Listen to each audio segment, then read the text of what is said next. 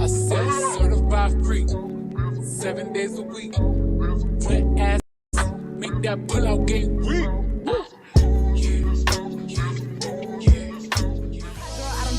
If I do, it'll be Michael. Keeps you spicy, tipping trainy. Yellow bone chick look like K Donnie. Freaking a sheep, bring on them beats.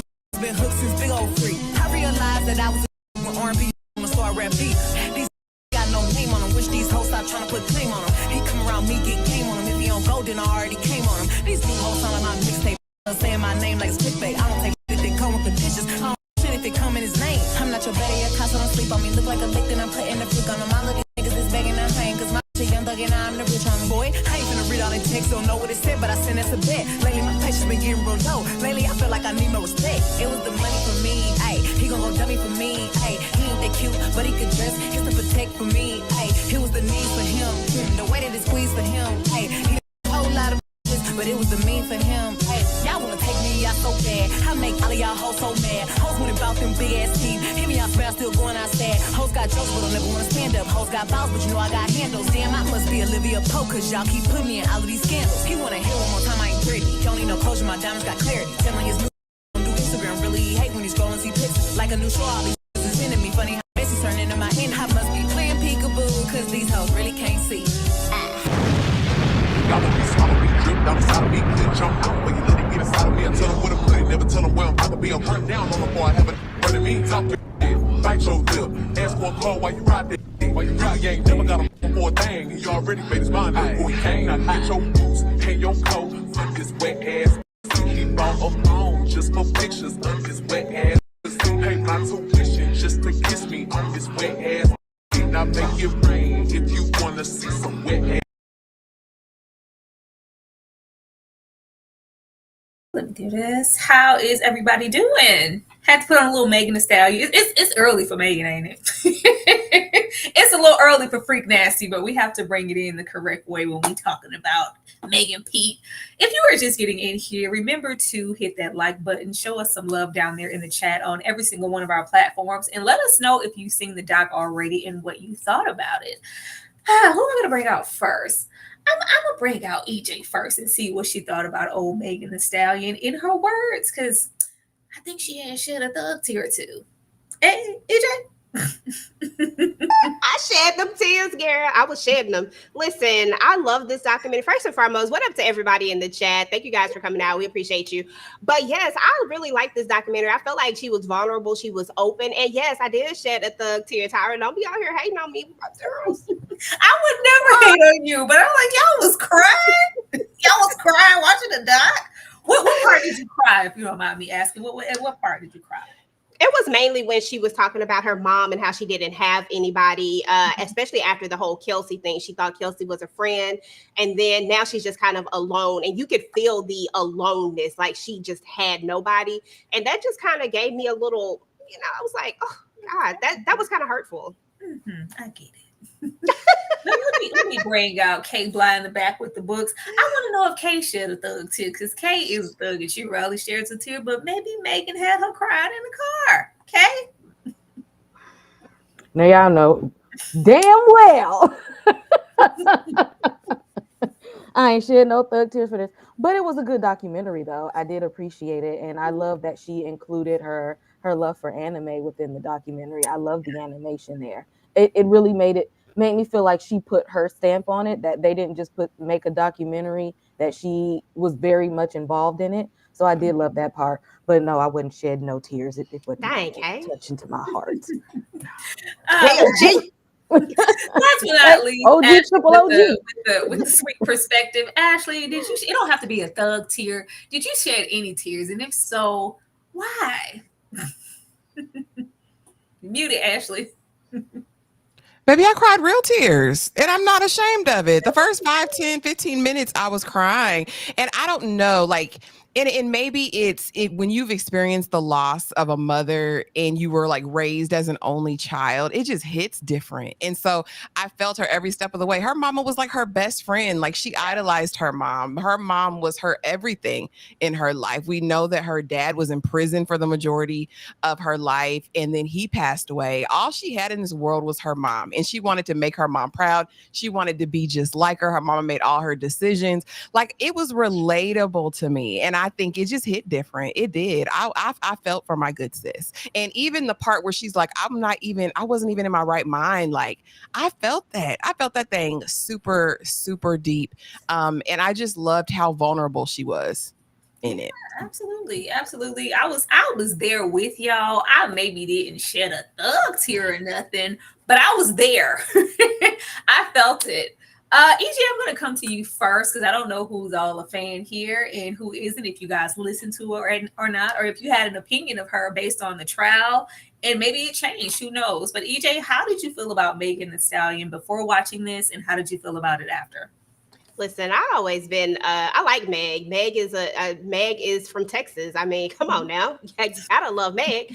But yeah, I didn't have any like when all of that stuff was going on, I actually didn't like really buy into any of it. Like I didn't really like just zone in on everything that everybody was saying because it felt like it was just a clickbait story, and it felt like they were trying to like capitalize off of someone's pain, just having this. It just felt all weird to me. So before the documentary, Meg fan. After the documentary, I just saw it on just even a different level, like on a deeper level of okay, yeah, that's what it is. What I thought it was, in my opinion.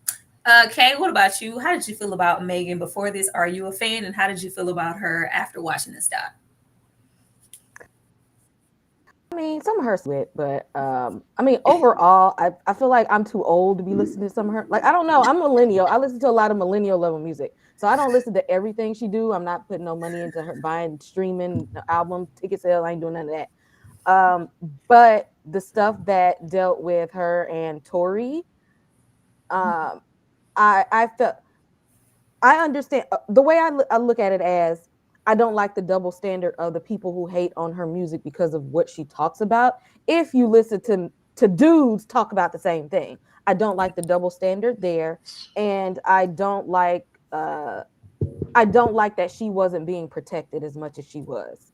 So like her as a person, I totally completely felt for her because I don't feel like the backlash that she got from the whole situation was well deserved. Like she was drugged in the media, and she that, and so I felt for her for that.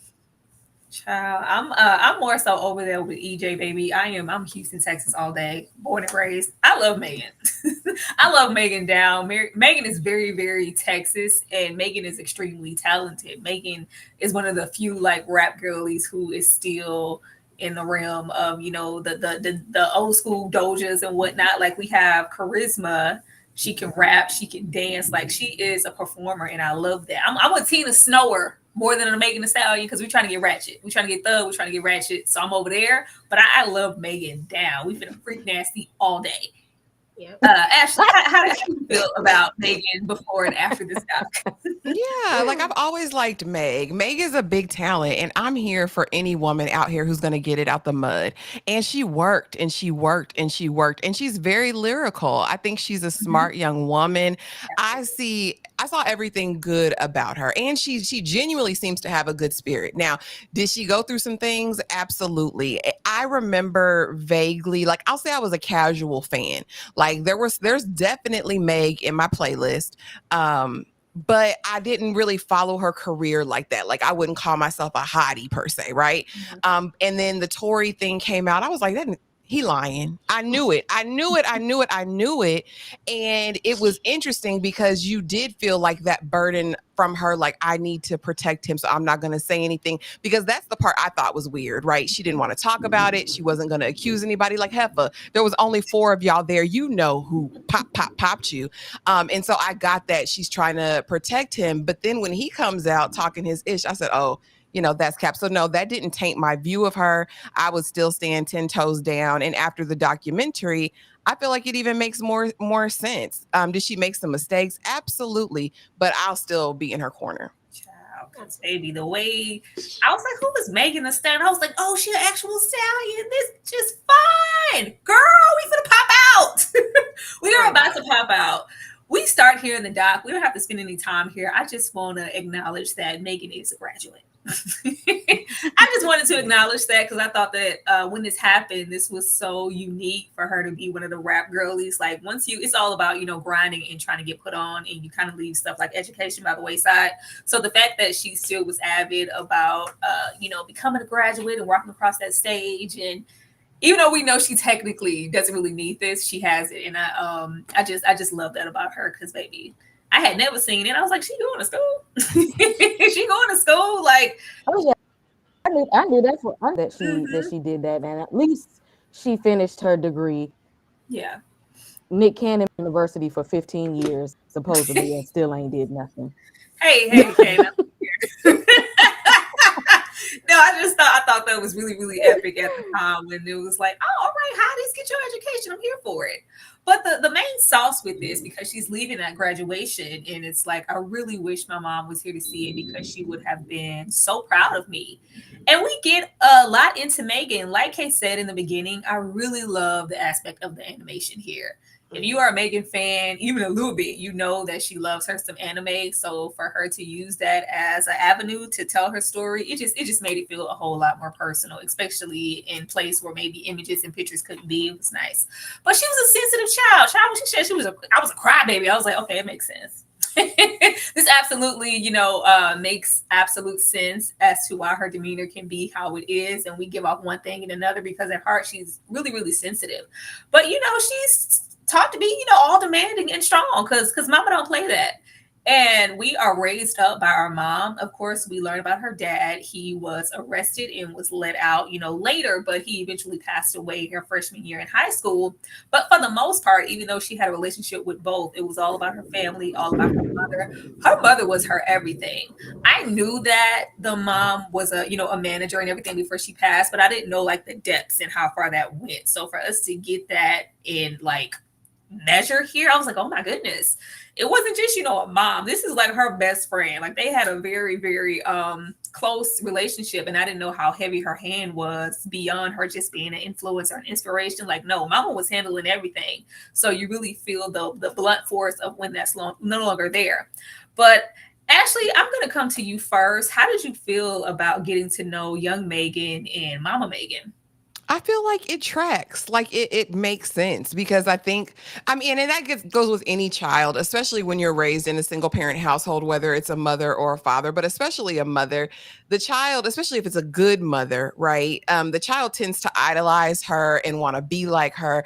I think it explains a lot of how lost she was after her mom passed, because literally her mom did everything for her, instructed her in every way. Like she said, my mama was rapping, so I was gonna rap. I would practice. We would have rap battles. Mama was like, baby, you're not twerking it. Like I said, like you can do better than this, Meg. Like, you know what I mean? Just her number one cheerleader, signed all the contracts, made all the deals, everything. It made so much sense to me. Like she just felt lost without her. I love their bond, even though, if I'm speaking for me, I'm not cussing in front of my mama. I don't cuss really anyway, but I ain't cussing in front of my mama.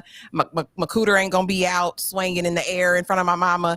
But but you got this. Not only was it a mother-daughter relationship, but that was literally her best friend. I think the doc did a great job of demonstrating that. And also the call for Meg to be stronger, because her mom knew who she was. She's like, I know my baby's sensitive. I know she's gonna go somewhere and cry. No, get it together.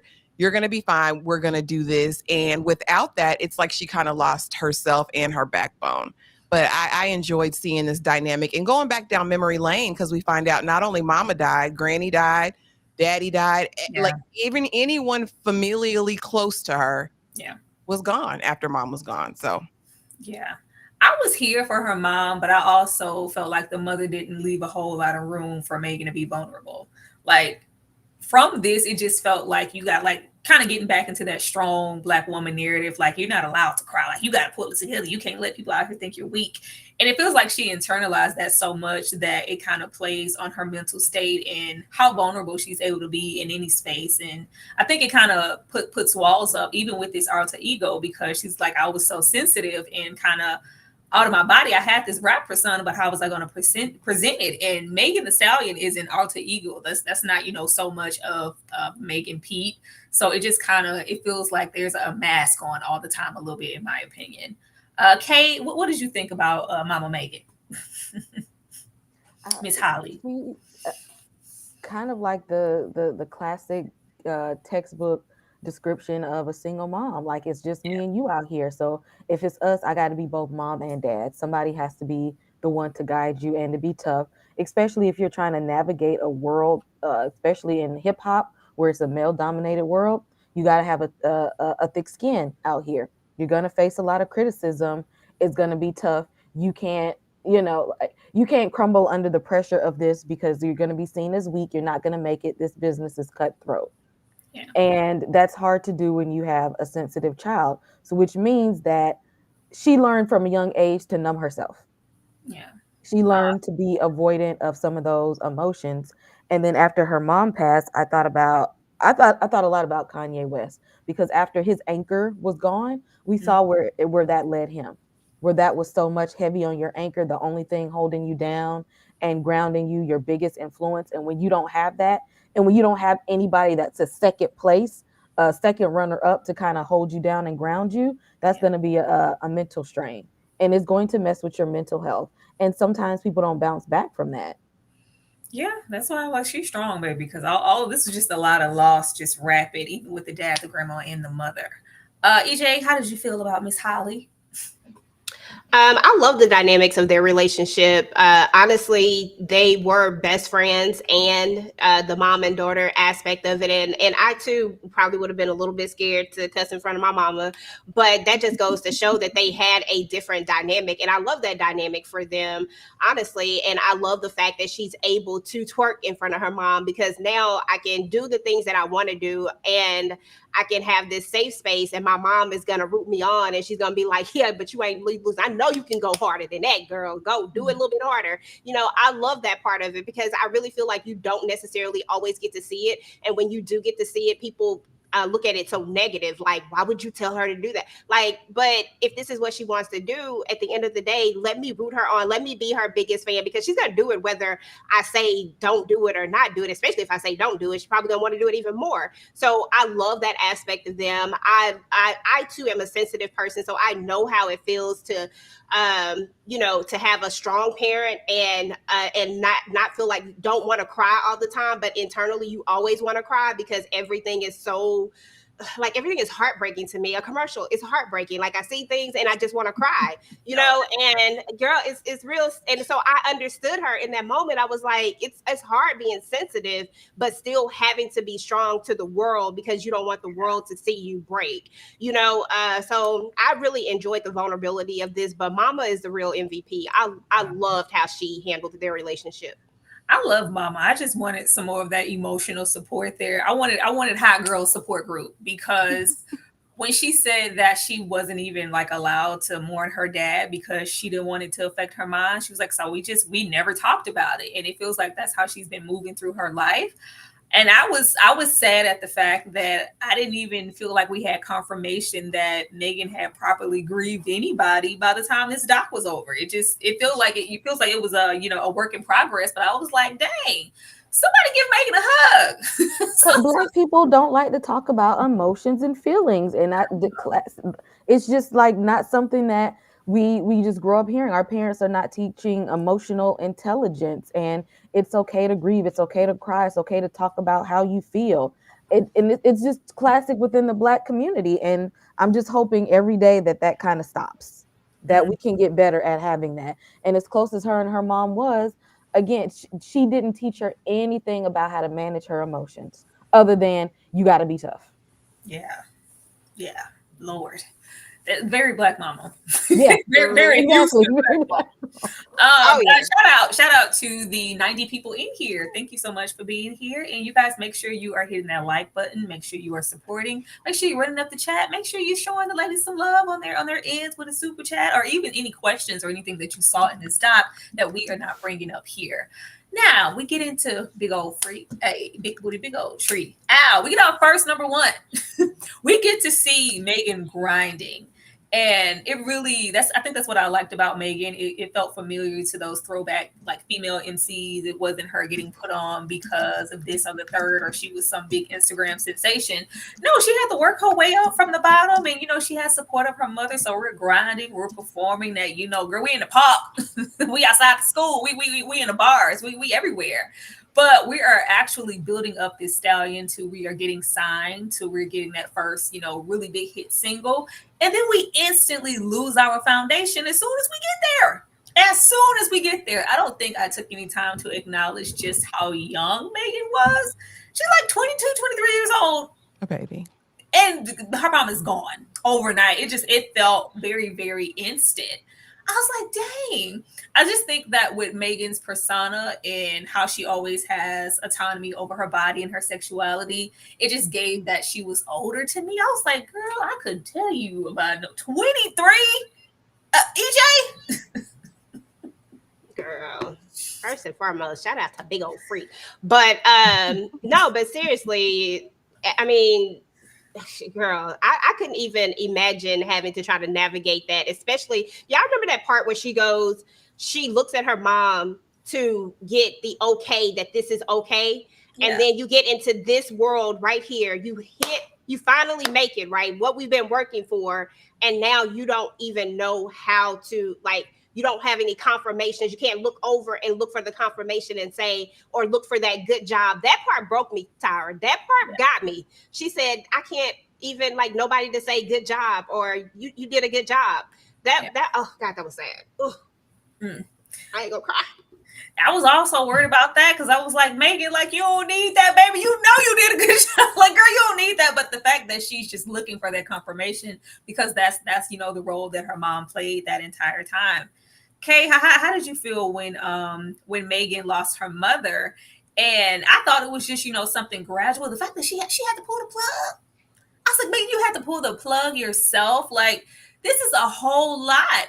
Kay, how did you feel about it? And did you think that her mother knew? I feel like she was a little bit heavy-handed with, you got to be strong and you got to continue no matter what. I kind of felt like with this doc, she was prepping her because Megan's just it came out of nowhere. And then kind of overnight, the brain tumor excelled and she was dead. And, we had to pull the plug. Do you feel like the mom knew, or this was a surprise to everyone?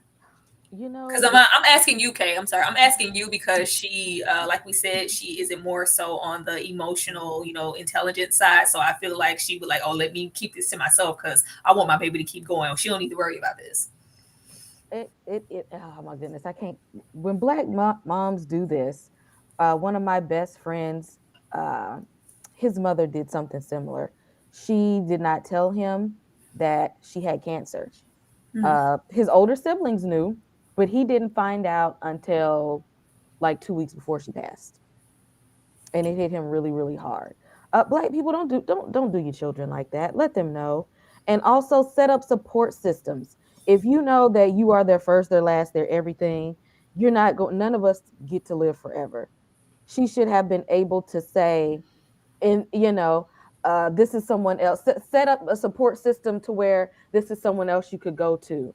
There's a lot going here. Let's go ahead and find you a good old black therapist or something that can be there if you need someone to go and to talk to. Let's weed out your friends and your family and your cousins to see which one is actually here for you, and someone that's a good influence on your life for you, so that she has support and mentorship around her. I know my daughter's an only child. Yeah. And so I make sure that she spends time with her grandparents. She spends time with her cousins and her aunties, so that if something ever happens to me, or if she gets to a place where she feels like she can't talk to me, she can call one of her cousins or her aunts or her grandparents. You have to set up a community of something, because we're not owed any more than the 24 hours that we got. Ashley? Yeah, I actually don't think she really knew way in advance. It sounded like I'm talking funny. Call the police for me, like call the people, call the ambulance. But I think anyway, as a single mom, I agree with Kay. You should have something in place, especially when you know that your child is almost fully dependent on you. Megan said she didn't make no decisions. Everything was mom. So even from like a business perspective, an emotional perspective, but I think the mom being so young, she didn't expect this. You know what I mean? And I guess it is kind of a cautionary tale that, you know, when you do have kids and you're a single parent, make sure you have like infrastructure in place. But this was heartbreaking, baby. I was crying real bad. And I too did not know that she was the one who had to make the decision. And just to think, the idea she made no decisions in her life. Like she made no big decisions. And this is like the biggest decision she'd ever have to make. Yeah. I mean, how hard would it have been? I mean, for me, that lady probably still would have been alive somewhere in somebody's hospital room. But even in that, I was proud of her because she said my mama wouldn't have wanted to live like this. And so let me do this. But I think even doing it, even though it wasn't on her, it wasn't her responsibility, I sometimes wonder if she also not only is dabbling like or feeling the grief of it, but also feeling some sort of guilt. Like I'm the one who pulled the plug. I just think it's so nuanced, her emotions. I felt this thing deeply heartbroken for her in that moment. And then you out on a limb. You got all the success, the money, everything you ever wanted, everything you've been working for. And now you don't have nobody to share it with. Not to sound cliche or anything, but that was, child, yeah, still crying at this point in the doc. It was, and I knew it was gonna be emotional, so there's a little trivia in here to lighten the mood. It's a little fun to lighten the mood. EJ, I'm gonna come to you because you better know Texas bound. Who is Megan Thee Stallion's ultimate alter ego? Because we got Megan Thee Stallion, then we got somebody else. Tina Snow. Thank you. That's right. Ding, ding, ding, ding, ding, ding, ding. Good answer. Good answer. Family Feud. Good answer. I was gonna go to EJ. I wasn't gonna put that on you, Kay. Can you be like, oh no, why you give me that? Absolutely. Tina Snow is the ultimate. You know, when we get in over there to Tina Snow, she get real Pimp C, and I be here for that because you know, Totally different. We down here. But yeah, because who want to drive the boat? Who want to drive the boat? When Megan was at the peak of her success, and you know, I don't do any judgment, but I was like, she just got here. Why is she so damn friendly with everybody? You know, in the realm of what you see, because you're on the outside looking in, but you see a lot of industry politics and trying to be choosy with who you let into your circle. But we don't grieve at all. When Megan said I left Houston and just never went back, I was like, well, damn. I left Houston and I just never went back because my mother wouldn't have wanted me to stop what I was doing. She would have wanted me to keep going. So she's immediately, you know, not even a month later, back on stage performing in front of an audience. And I'm just not going to deal with that. But we are self-medicating with, you know, alcohol, sex, and all the, and success also. I think that drives her. She medicates herself with, that's also a drug for her, just wanting to see herself succeed. But, you know, we were putting out, you know, hit singles, and we get our collaboration with Beyonce. We are massive. Megan Thee Stallion is everywhere. Yet and still, we have not grieved one time. We have not, you know, got any help with our emotional support, and we driving the boat. Now, Ashley, how do you feel about Megan out here, you know, driving the boat, the alcohol, the sex, and the success in the way that people have pretty much judged her for, I guess, the way that she presents herself in the public eye? Because I think this kind of rolled over into when she was shot. Like, girl, ain't nothing wrong with you. You stay out here drinking. You stay out here effing on somebody's man. You like, who are you? You your big self. What are you crying for? Like, get over it. You're always looking for sympathy. You out here driving the boat and complaining. Ashley? Yeah, I hate that. I hate that idea of that because you have like demonstrated certain behaviors, you're not entitled to sadness or to grief, or you don't make, I guess, a perfect I don't want to say victim but I'm using that word for lack of a better word, right? Oh, you were doing this anyway, you deserved it, you're not that hurt, you're gonna be all right. I think until you've been through this, you have no idea how you would react and the things that you would do. I felt like I lost years just like wandering. Like I know I wasn't in my right mind after my mom left for for that, and to be in the public eye and be judged nationally for those choices. I don't think that's fair. I don't think it's fair at all, because I don't think people put themselves in her shoes to really look at what she was going through in the moment. I don't condone any of like the craziness, but I understand it. Like we were talking the other day, Tyra, and I think you said, you know, she just wanted to feel good. Yeah. Like with all of the pain and everything else going on, you'd want to feel damn good too. Like you'd want to put all of the sadness, the hurt, the grief out of your mind. And you would do that by whatever it looked like for you. Some people might eat, some people might work out, some people might have all the smecks, some people might do any number of things, right? And I think it's so unfair to judge this woman. And I hate it even more because of the optics. Because for real, people act like they hate Black women. Black women can't have a weak moment. Black women can't have a whole phase without it being judged. Black women can't do nothing without the judgment of the world, even from other women. And that's the sick part to me. It be us. Like, that's sick and sad to me. Kay, how did you feel about these coping mechanisms that she's using, even though we're successful? Is Kay stuck? Real quick from 9K, you look awfully close. Oh, girls, you ain't let me go on over there.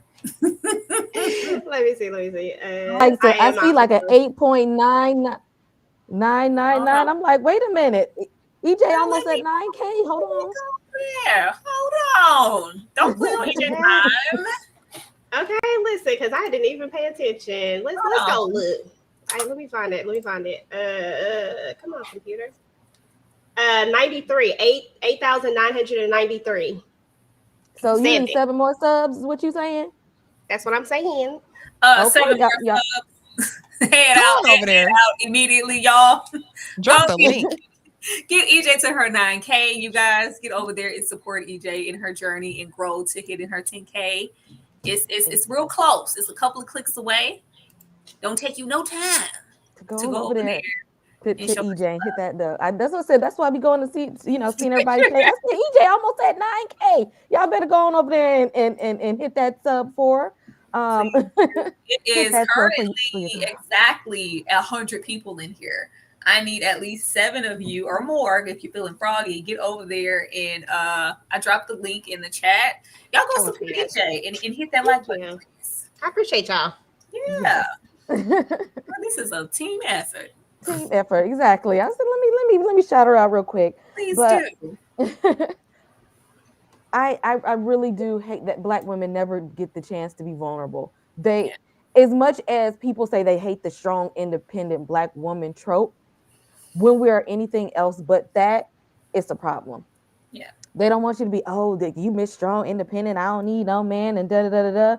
But the moment we look like we're a damsel in distress is, she weak, and why she acting like that, and why she got to do like that, and I can't believe she's like that, and da-da-da-da-da. As if we don't get the opportunity to experience mental health symptoms, because, of course, mental health and mental illness looks different in Black women. Yeah. So we're not the textbook case of what you would see in the DSM. When it don't look like what we think it should look like or what it's supposed to look like, it becomes a problem. And that I hate that she didn't get that moment to be vulnerable and to go through what she's going through. Because some people lose years off of their life due to grief.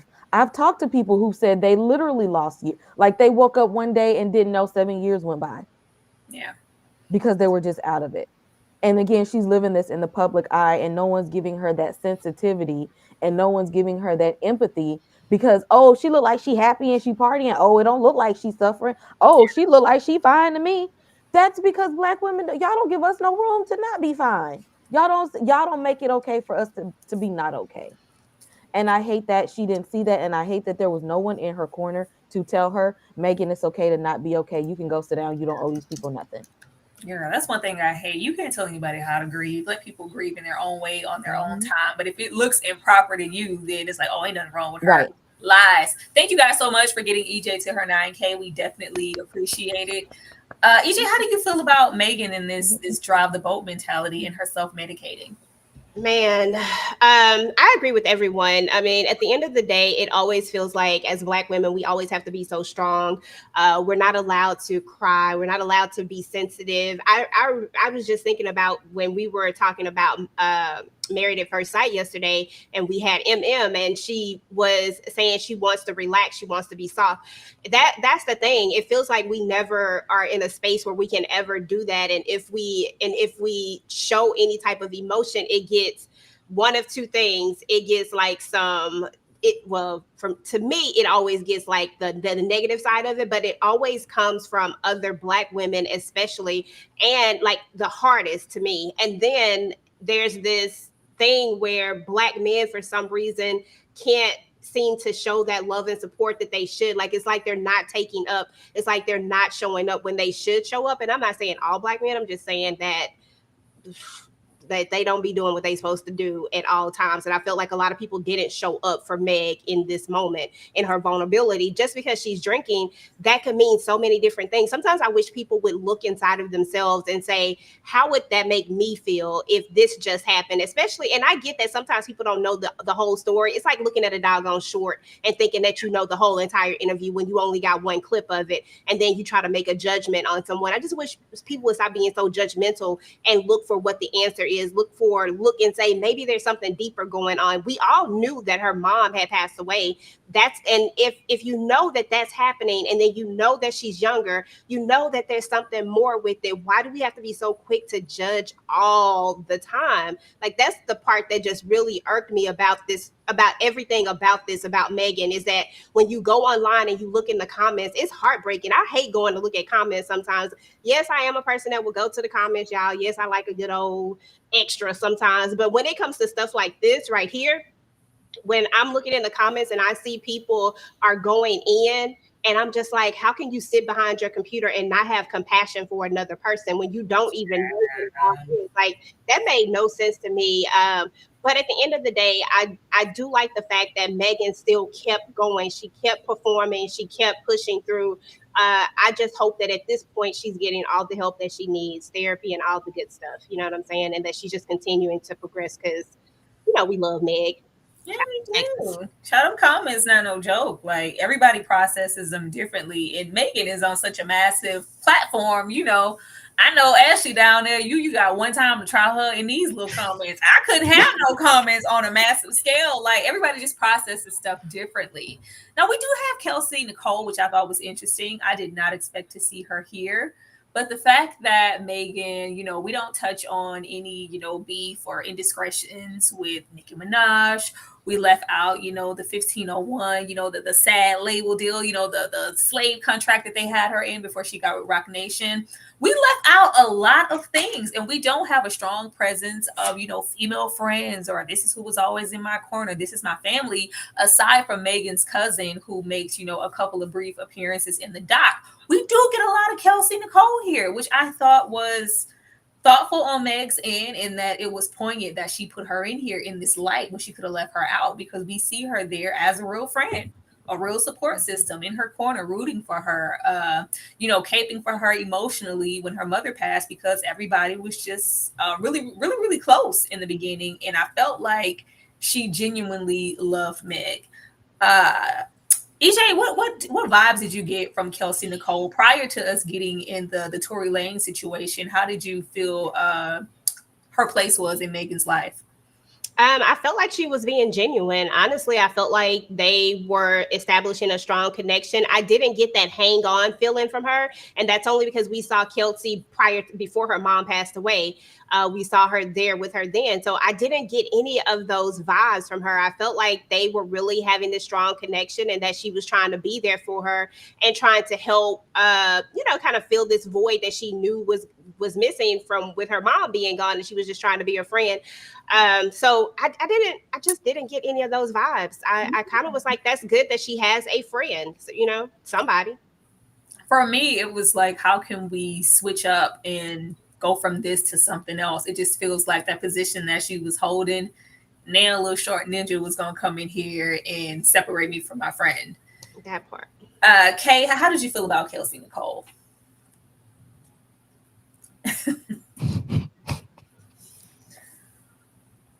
You know, not all friendships are healthy, and if it takes for this little leprechaun to come in and tear y'all apart, how strong were y'all really? Yeah. How strong were you really? And were you just her friend because you got the perks of being out here and out and about, and you had the burden, the spotlight, and handling that? And because I know you can, I know you didn't like this micro mini pimp pick up a friendship. Either one of y'all. How strong was the friendship? Taking the place that she was in, either to determine who was her friend. Hey, what is going on with your He mic? just wanted to feel good temporarily. Probably talk good game. What's going on? Yeah, Can y'all hear me now? I was like, robots unite. Oh, what in the world? What was that? It kind of scared me a little bit. Kay, I'm gonna bring Kay back in. We're gonna try it again. Hold on, it's dark now. I think Kay's frozen. It was giving robots in disguise, child. I'm gonna wait and bring Kay back in when she AI took over. It did. Say one more thing about Kelsey. Ashley, watch your mouth about Kelsey before you get roboted out here. I'm gonna talk about her because I ain't like that. I didn't get the best. Okay, so here's the thing. I can only go based on the actions and what we saw post everything. Yeah. If you my bestie, my best friend, my sister, as they called each other, no D in the United States, no D on the 7 continents is gonna make me come between us, right?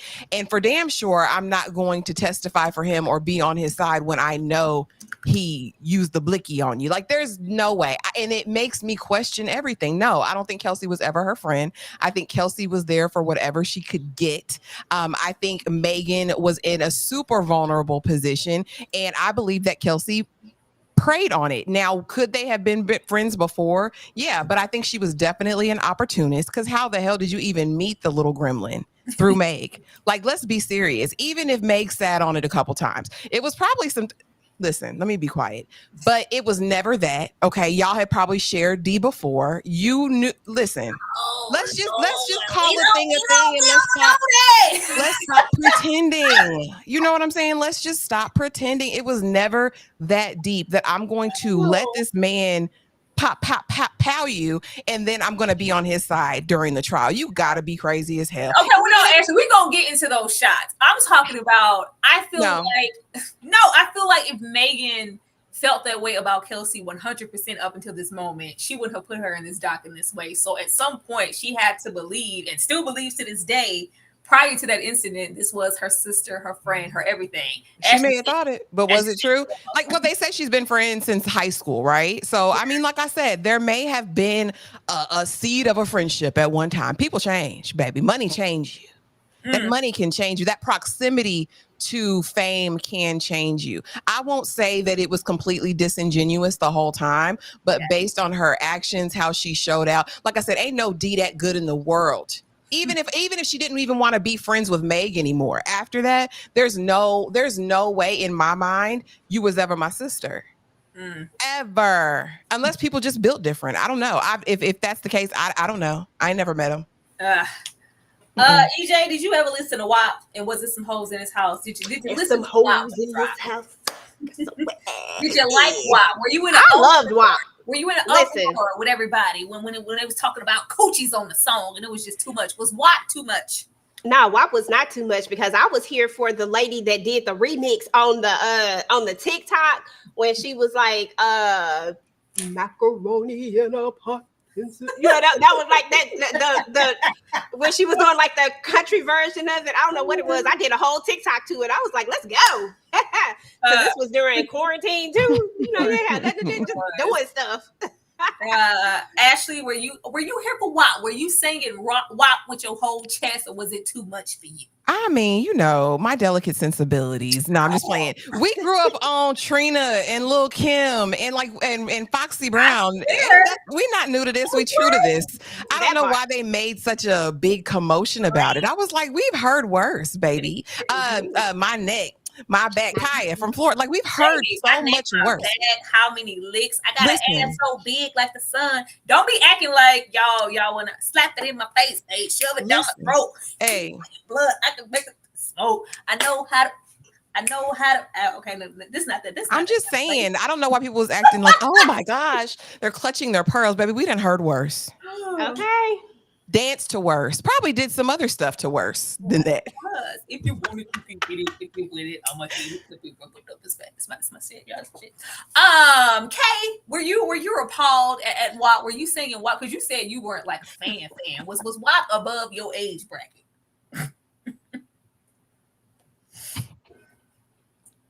Okay, you ready? He came back. Be muted down there. There we go. No, baby, we can't hear you. Can't hear nothing. Kay said, damn it, I went out and came back in. Now it's raggedy. That's all right, because I'm gonna get this one to Ashley, her and her delicate sensibilities. Finish the lyrics, Ashley. If you can. If it don't hang, then he can't bang. He can't hurt my feelings, but I like pain. Hold on, here we go here. Let me put Kay back in here because I feel like I heard her come back before I go into it. Kay, you back? I'm here. Now I can hear y'all. I couldn't hear nobody. There we go. Kay, were you singing WAP with your whole chest, or was it? No. I didn't like the beat in this song. Oh man, Kay. It's very skeptical. I like all two of her songs. So you weren't listening to no Trina and no nothing back then. Okay, This is see, that's different. That's different. I was like listening to some Trina and Lil Kim. This is like this where I can't disappear in my mouth. This is the same thing. Part of the song is you're gonna have to give it to me in the beat. Give it to me in iambic pentameter. All right. If it don't hang, then he can't bang. He can't hurt my feelings, but I like pain. If he F me and X blank, when I ride the D, I'ma blank my name. Finish lyrics. I'ma spell my name. Okay, when I ride the D, I'ma spell my name. If he F me and he asks me, what's my name? Oh, what's my name? When I ride that D, I'ma spell my name. Right? Not asking what's my name. If it don't hang, then he can't bang. He can't hurt my feelings, but I like pain. If he F me and asks blank, who is it? Whose is it? Yeah, whose is it? Something like that. I knew it had to do with his name. If this don't sound like an old lady's Jeopardy, whose is it for 200 hours? Whose is it? Whose is it? Is it whose is it? Yes. If he don't hang, then he can't bang. He can't hurt my feelings, but I like pain. If he me and ask whose is it, when I write, I'm gonna spell my name. Okay. You could have said gobble me, swallow me, drip down the side of me. I would have got that part. I would have. We don't get that part. I would have got. We don't get to be choosy here. Shout out to the 117 people here. Make sure that you are hitting the like button on everybody's platform. Make sure that you are subscribed to every single lady here. It's a lot of y'all in here this morning, this afternoon, and we would love to get your love and your support and all that, those other good things. And let us know what you guys are thinking about the doc. We are reading the chat as we are going along. Let me show y'all some love for it being 100 plus of y'all, and we are definitely gonna be right back.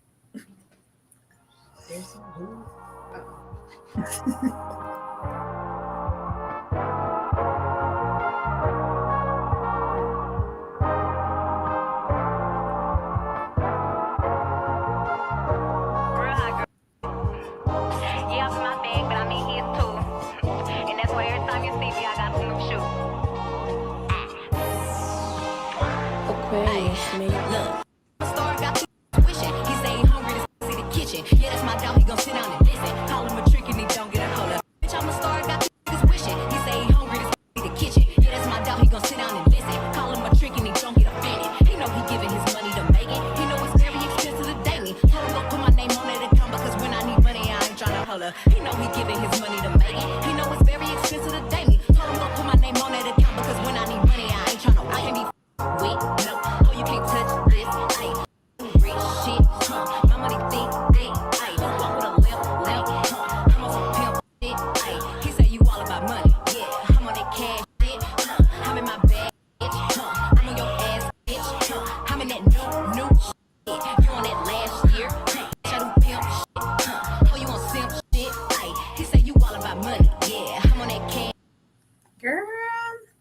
Y'all better say Megan look fine. And name a time Megan wasn't fine. The way I just feel like Megan looks like Pam Grier reincarnated little sister. Absolutely love Megan down. Megan is so fine. Like, Megan big as hell and fine. Like, how she be that tall? How do those measurements even work out in that way? But we get into the shots fired. We get into the shots fired here where we can really get into Miss Kelsey, because Kelsey said, my man, my man, my man. Kelsey said, not my man, not my Tory. And I was like, regardless of what occurred, because I know we, like Megan said, everybody was tapping into the salacious side of this. Oh, Megan's a hoe, Megan's this. I love that Megan has autonomy over her sexuality. And yeah, if I did it, like, I like sex. I like, nigga, like, what are we saying? Like, what are we saying here? That's very much so me. And regardless of what was occurring here, she was shot. She was a victim. She was in the street. She was bleeding. Her life was in jeopardy because that bullet happened to hit her foot, and it could have hit her anywhere else. And the fact that we are subtracting from this moment and we are just focusing on, well, she shouldn't have been sleeping like that's her friend. You don't do your friends like that. When I'm very much so a girl code kind of girl. Like, child, if you looked at that man wrong, and I'm not too girl code, because you ain't finna be, oh my God, girl, he was my boyfriend in 5th grade. You can't talk to him. Girl, if you don't shut up. I don't want to hear nothing about your middle school romance. Girl, we 30s. We in our 30s. Stop. But I can understand why Kelsey would feel some type of way, because maybe she thought Tory, for whatever reason, was her man. And I was just like, baby, he ain't nobody's prize. I think Tory is for everybody.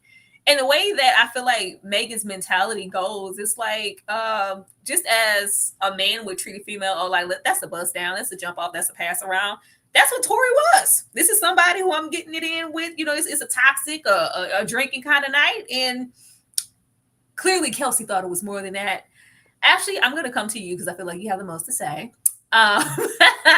Do you feel like the public in that Megan owed, a responsibility to Kelsey for, sleeping with Tory behind her back or whatever this was, and that Kelsey had every right not to step in or say anything and choose Tory's side because Megan shouldn't have did her like that? Hell no. One has nothing to do with the other thing, right? And let's just assume he wasn't already community peen, which we know he was. I'm sure that they've shared a seat more than once. I know. Listen. You're not going to make me believe. You're not going to make me believe they wasn't busting it open, busting it down, and sharing D here and there, right?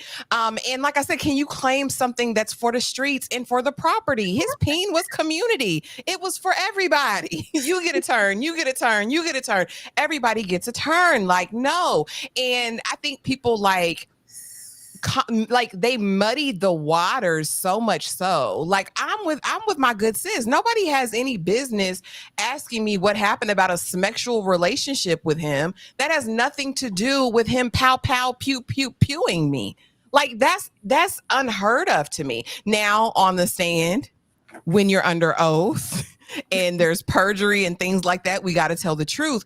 But as far as like the court of public opinion taking that and running with it and somehow making it like justified that Kelsey would take his side when she knew a literal crime had taken place, no, they've completely convoluted the whole thing. They've literally missed the plot here because this is about his crime against Megan. This ain't got nothing to do with sitting on it or not sitting on it. Like I said before, if Kelsey at this moment wanted to walk away and say, Meg, you're not my friend anymore, I'm never going to do this, then just walk away. But for her to be walking into the courthouse with this little munchkin and sitting on his side the whole time, knowing what he did to your once friend. Like I said, that's how I know she was never her friend.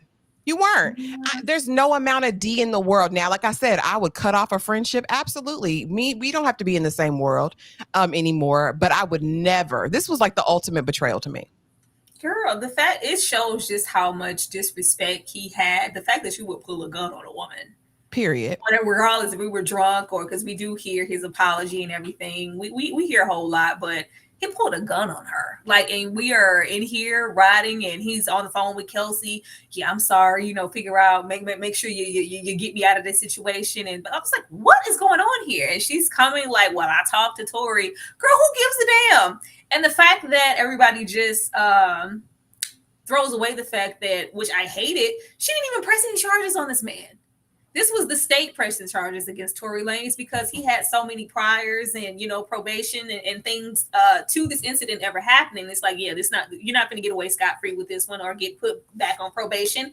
We're going to take you to court. And she had to, follow due process. But the fact that she still wanted to protect him, I was like, girl, please shoot me if you want to. Shoot me if you want to. EJ, how did you feel about this?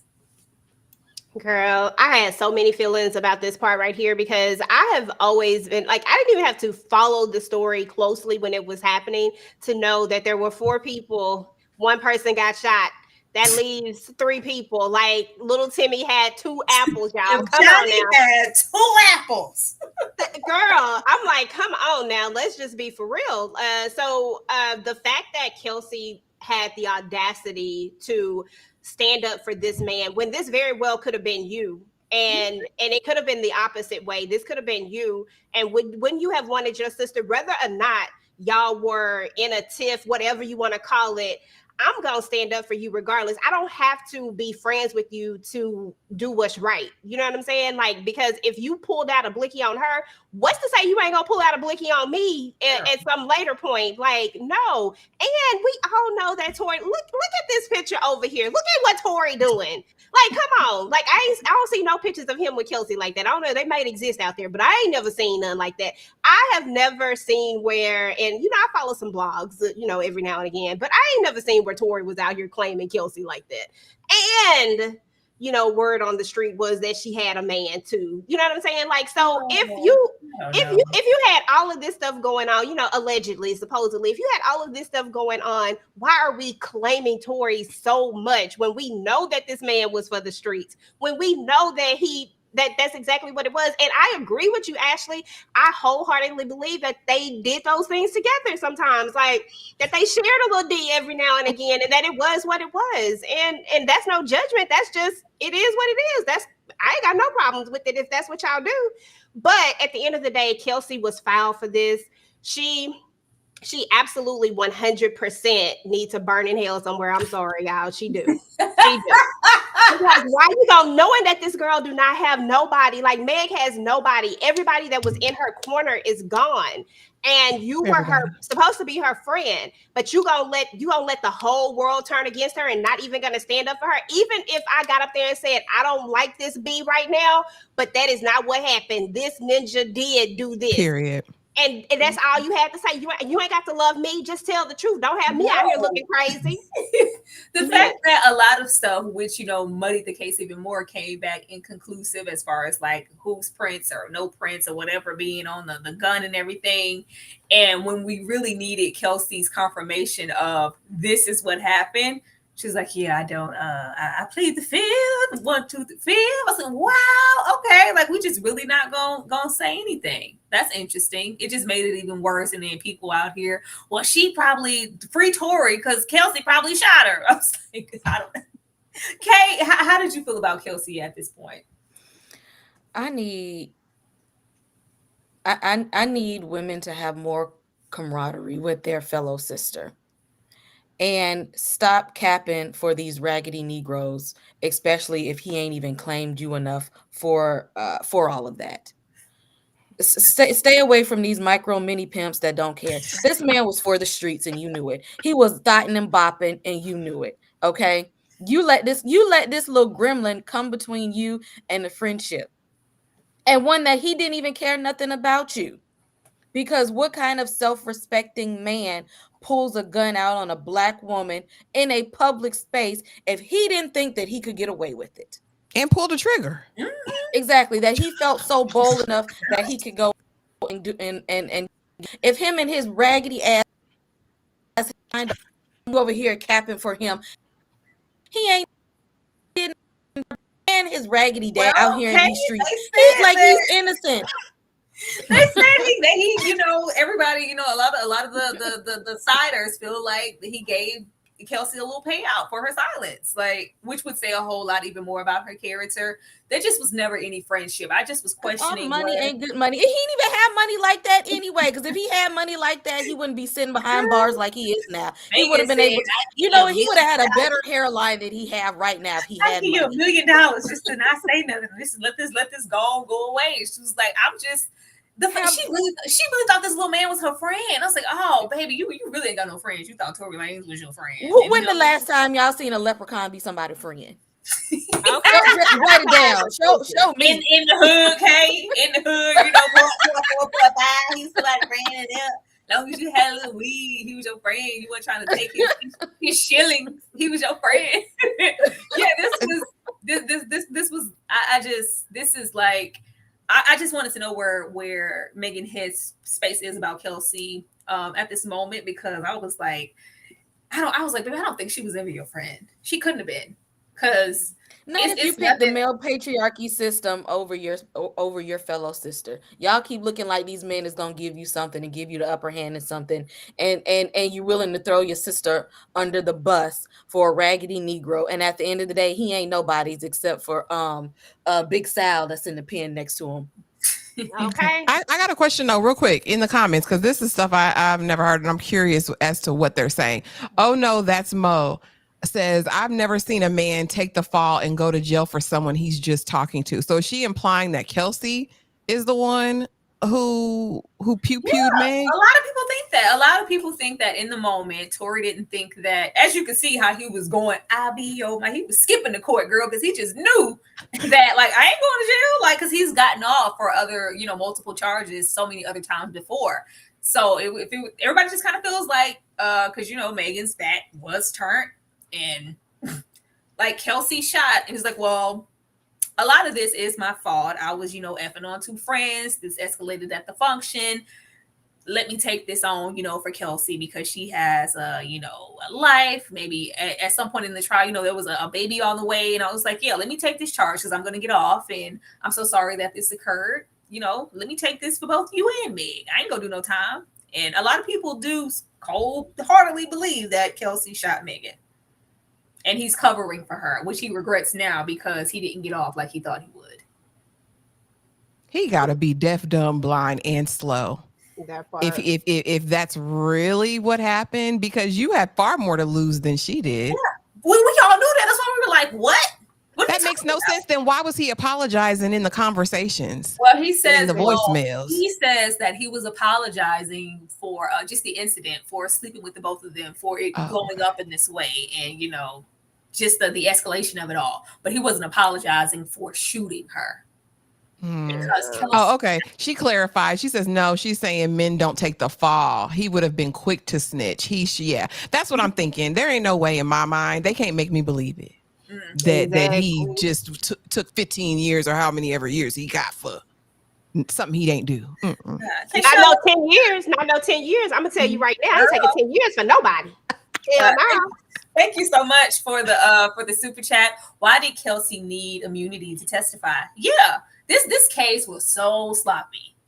From that evidence being, insufficient, not coming up all on all cylinders, or his handprints wasn't anywhere on anything as far as, if he would have shot that gun. And Kelsey, she chose immunity, and she didn't really have, but it's like, why? Everything was just really murky. And I can't speak to the trial, but I did, when it happened, I was like, damn, he got 10 years. I wasn't never expecting him to get a decade. But I didn't know how far his charges went, prior to this incident. So I feel like it was a collection of everything. But with everything coming up a little inconclusive as to who did what and everybody's story being real janky, I was like, wow, he got 10 years. All right. And they never found the other security guard, the fourth. They never found this man. No, it was. Thank you for the super chat. It was very dusty. It was a dusty. I'm not going, even side and be like he deserved. Like, no, it was very questionable as far as true criminals know how to wipe their prints from a weapon. Y'all know he got charges already. He didn't want his prints to be found on that. That's why he was doing all that, trying to pay people off and tell people I'm sorry. And I got people in the streets. I got people in Canada that's gonna come after you. He tried to erase what he did. Of course, and he had plenty of time. In the trial? I wasn't on it like that. Me either. I wasn't. I was like, I didn't think it was going to be something that grew as much as it was. And I was like, oh my God. And then you would blink and time would go by, like the trial is still happening. Like, oh, okay. And then all of a sudden he was, in jail. But I didn't follow it enough to know a lot of the details beyond it just being a little murky. And I did pay attention. I was like, what she need immunity for? For what? Why Child, we ain't gonna never know now. Even to this day, he's still, professing his innocence, and I don't think it's ever gonna be a year where Tory don't try to get out of that jail. But okay, but free Tory Lanez, because baby, it's everybody. It's everybody versus Megan. Like, this is mostly what I saw when it came to the trial. The media, mostly men, because it was women too, especially Black women, like siding like immediately with Tory, like disrespecting Megan, talking down on her name, saying that she should. I mean, we saw it a lot in the doc, but these were things that I saw up close and personal. And I was like, what the hell? What is going on here? I just felt like it was a lot. But EJ, I want to know, why do you feel like immediately all the men, like main forces in the industry, whether it was, from an artist perspective or a media perspective or, a podcast perspective at this point, because who don't have one of those, immediately sided with Tory and like tried to destroy Megan's character? Because I feel like that's what people go to. Like, for whatever reason, it's always been a let's protect the Black man situation. You know what I mean? Like, that's like the mentality of it. And they immediately wanted to be let's protect him, because there's no way that he did this to this. That just couldn't happen. Like, they didn't want to think or believe that this really happened. And to be fair, I know that these people are not that dumb. I know that they know that 2 + 2 is 4, and that it's only so many people that could have done it, and Megan didn't do it to a damn self. Okay, so that eliminates her automatically, right? So who else could it have been besides in this little group of friends? And so, but then we're quick to we want to throw Kelsey under the bus too, right? Because it definitely wasn't him, so it had to be Kelsey. But do you think this man would take 10 years for Kelsey? No, come on now. Like, he wasn't planning on it, but he did. Like, I know they're not this crazy. Exactly. I know they're not this crazy, but they were coming in hard and rough on her. Like, I was just like, this was really a sad time just in media, just as being a Black person, period, because a Black woman, period, because I was like, come on now, we really not finna try to, nobody's gonna protect Meg, like nobody, like not one of you. Like, I expect old Dusty, what's his name, to do some dumb shit like that, Joe Budden, but I really just didn't see all this flooding of all these other people doing the same exact thing. But when I saw that Black women were doing it, I said, I can't believe y'all really. And you always say, everybody's always quick, believe women. Well, why aren't we believing Meg? Like, why aren't we believing what is being said? Why aren't we believing what's in our face? Why are we, instead of just saying, I don't know, I'll wait till all the facts come out, because that's the type of person I am. I'll be like, I don't know. I'll just wait till the facts come out. Let me just see what happened, right? But why weren't we doing that instead of going straight to tearing down her character, assassinating her character over and over again, going in on her sexuality? That has nothing to do with anything. And I love me some Gayle King, and I know she was just doing her job, but that just didn't have nothing to do with nothing. Like, that was just, it just didn't need to happen. Like, I didn't like that. I just didn't like that. I just didn't get he would never, that's not the kind of man. Tory Lanez, everybody was talking like they knew him personally. And for the people who did, I'm like, Tory Lanez, his bestie is the baby. Like, and we know him. Boy, the baby got whole bodies on him. This man, this person, killed somebody dead in a Walmart and is out here scot-free. Knocking people, slapping people in the face, literally slapping hoes who touched her wrong, who wanted an autograph. That's the type of time. Well, I think Tory, he slapped somebody. I think it was August Alsina or Chris. August Alsina. It was August Alsina. He's violent. So for all of that he would never. He's not that kind of. Y'all don't know these damn people.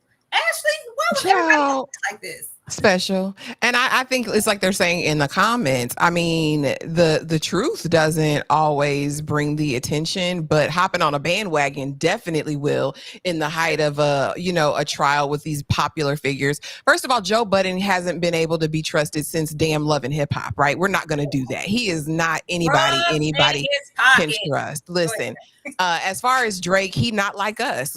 We already know that. Kendrick let us know, right? And then the baby, he got multiple bodies, like multiple, and treat his baby mama funny. Anyway, I can't respect any man who doesn't respect women. And these people, all of them, have shown themselves not to be respectful of women. But on the other side of that, who was y'all, girl? Who was this? I'm a lady. Who No, I'm Who? talking this one over here. Oh, hold on, go ahead, because we got time. I want to know.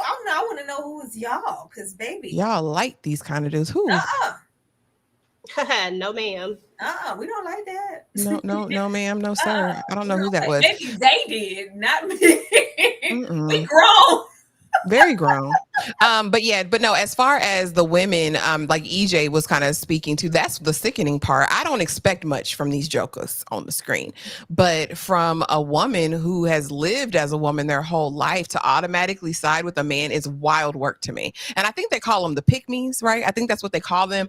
But I hate that. And to this day, the comment sections are wild against Megan. Like, just, man, why are y'all so angry? It gives bitter, it gives mad, it gives a little bit jealous. And I don't like that. And as far as Gail, she was raggedy and she was wrong. That didn't have nothing to do with anything. Why was that your business? She didn't have to tell you the truth.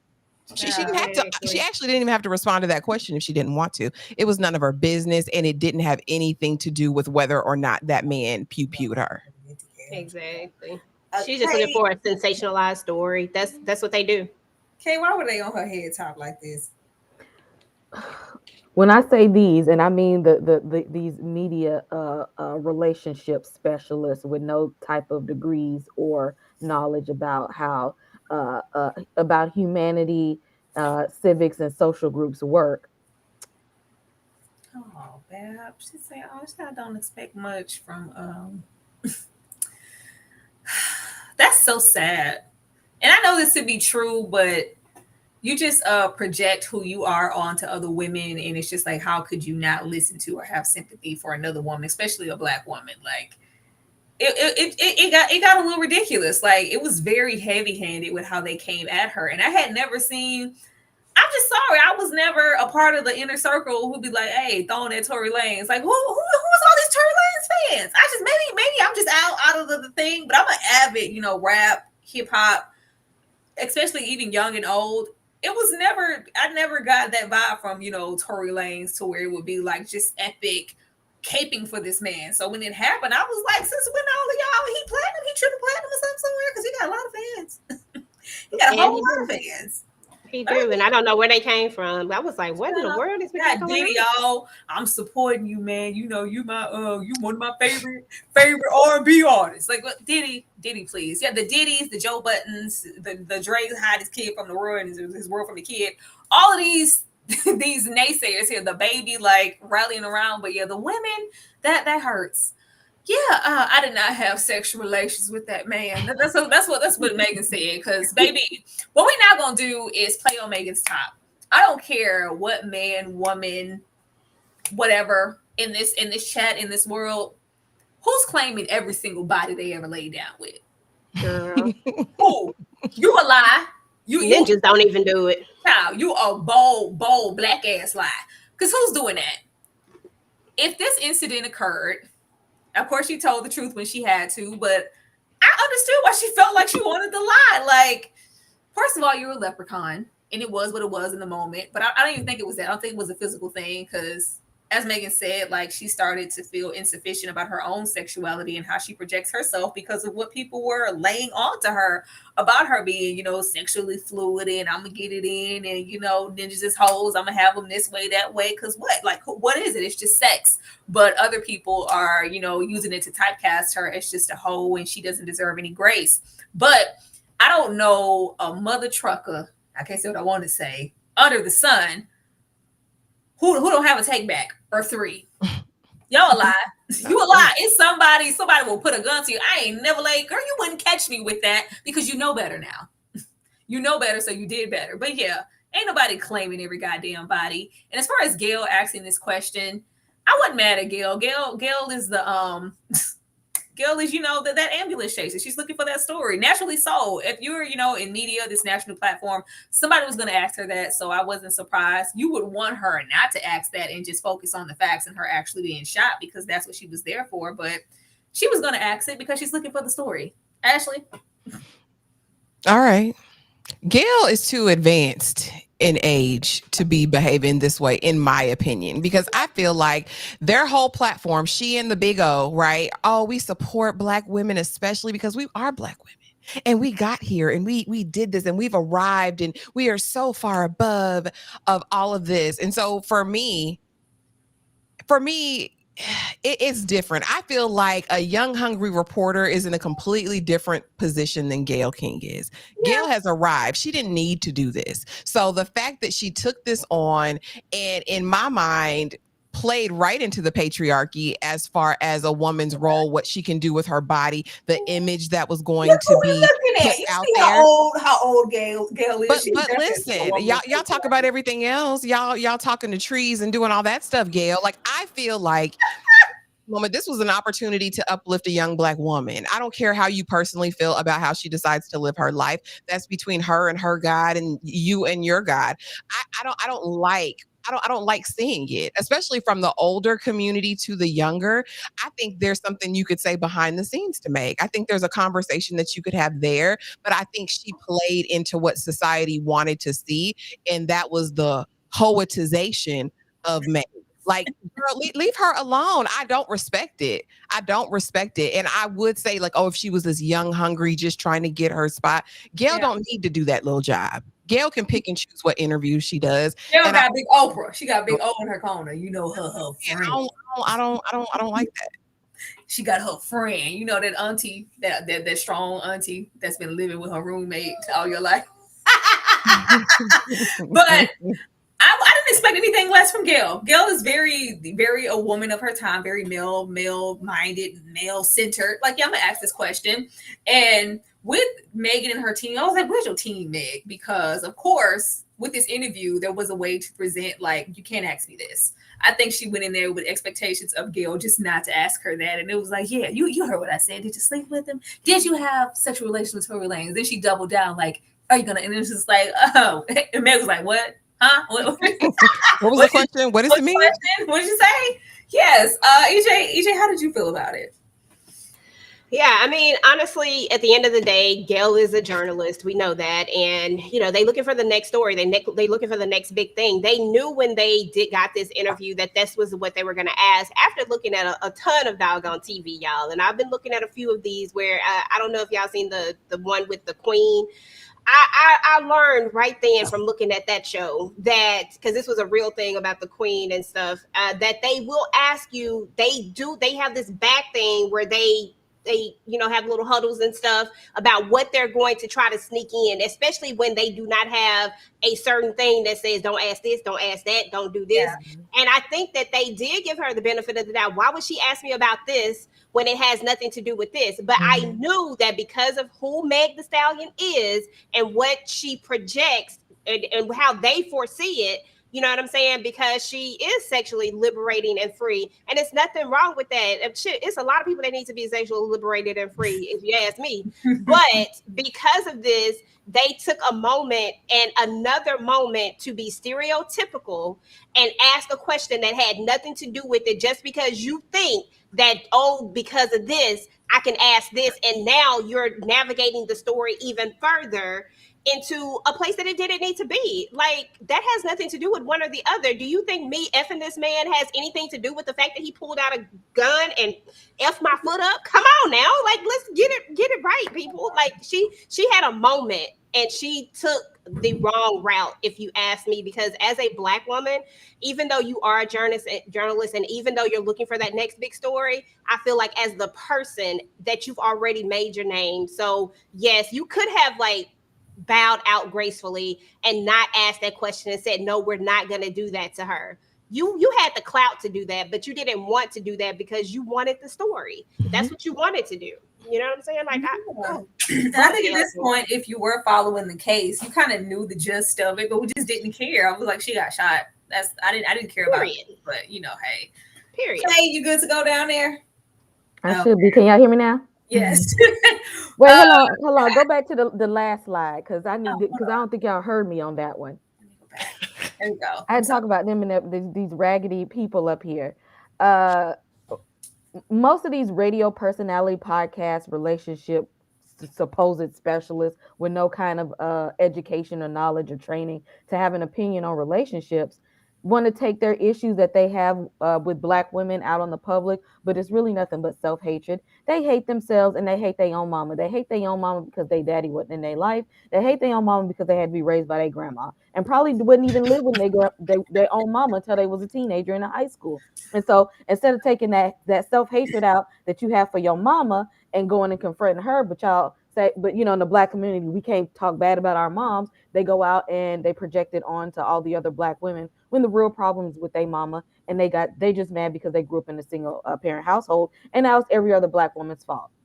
Yeah. That's how I feel about that. Ain't nothing but self-hatred. Yeah. And Gail is one of those people who also would like to seek white approval, because she got up here and instead of using this as an opportunity to have some camaraderie with a fellow Black woman, her fellow sister, she took this as a moment to say, I'm going to get up here and seek white approval by tearing down another Black woman, because that's what everybody else is doing. And if I do it too, it'll be kudos to me.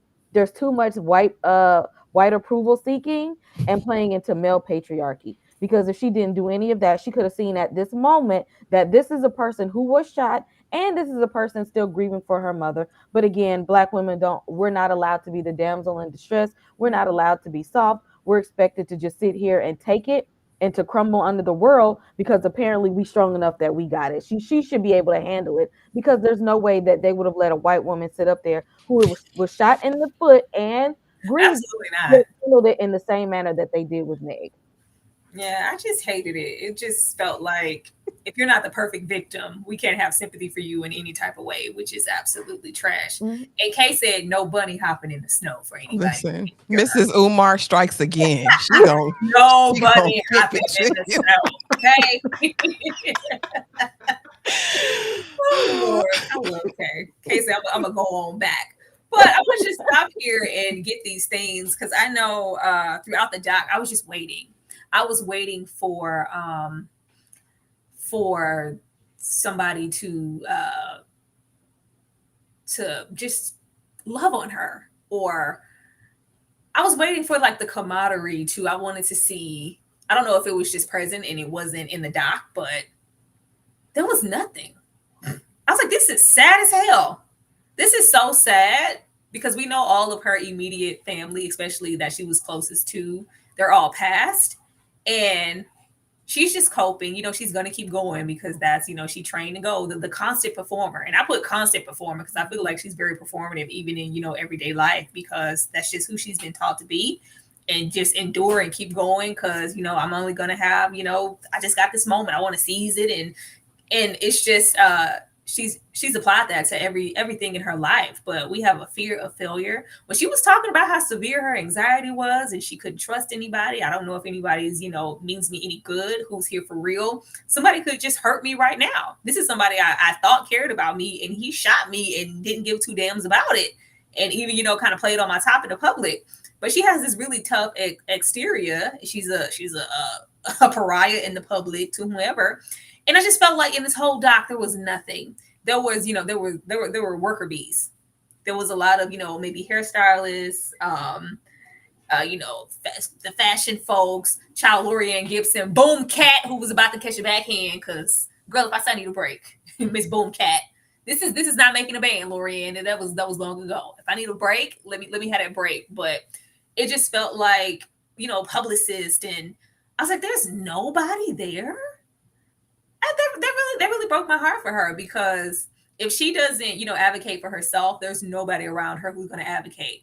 And if you're working, that money's coming in, we're getting these endorsements, you're on tour, you're this, that, and the third. That's all we care about, unless you physically say, which she's not, because she's the constant performer and seizing this opportunity and getting the bag and being the stallion. But nobody's in her corner to say, you know what, you should take a break. You should step away. Even when she said, like, I was just looking online, I just wanted one person to say something good about me. I was like, and she's like, everybody hates me. I was like, oh, hell. Girl, where your people stay? Ashley? Man. This was another moment. And yeah, Lorianne can go kick damn rocks. I'm sick of seeing her. It's been 20, 30 years. We've been watching Lorianne Gibson traumatized. And like when she tried to snatch Meg's phone and Meg looked at her like, girl, I will I Look at here, old will. Miss Boom Cat. Don't do that, because don't play with me either. And I was like, yeah, get her, because Lorian needs to be stopped at this point. But all of this, it was super sad. And the toll, I'm just grateful that she was so open and vulnerable about this. And she eventually did say, no, I need to get away.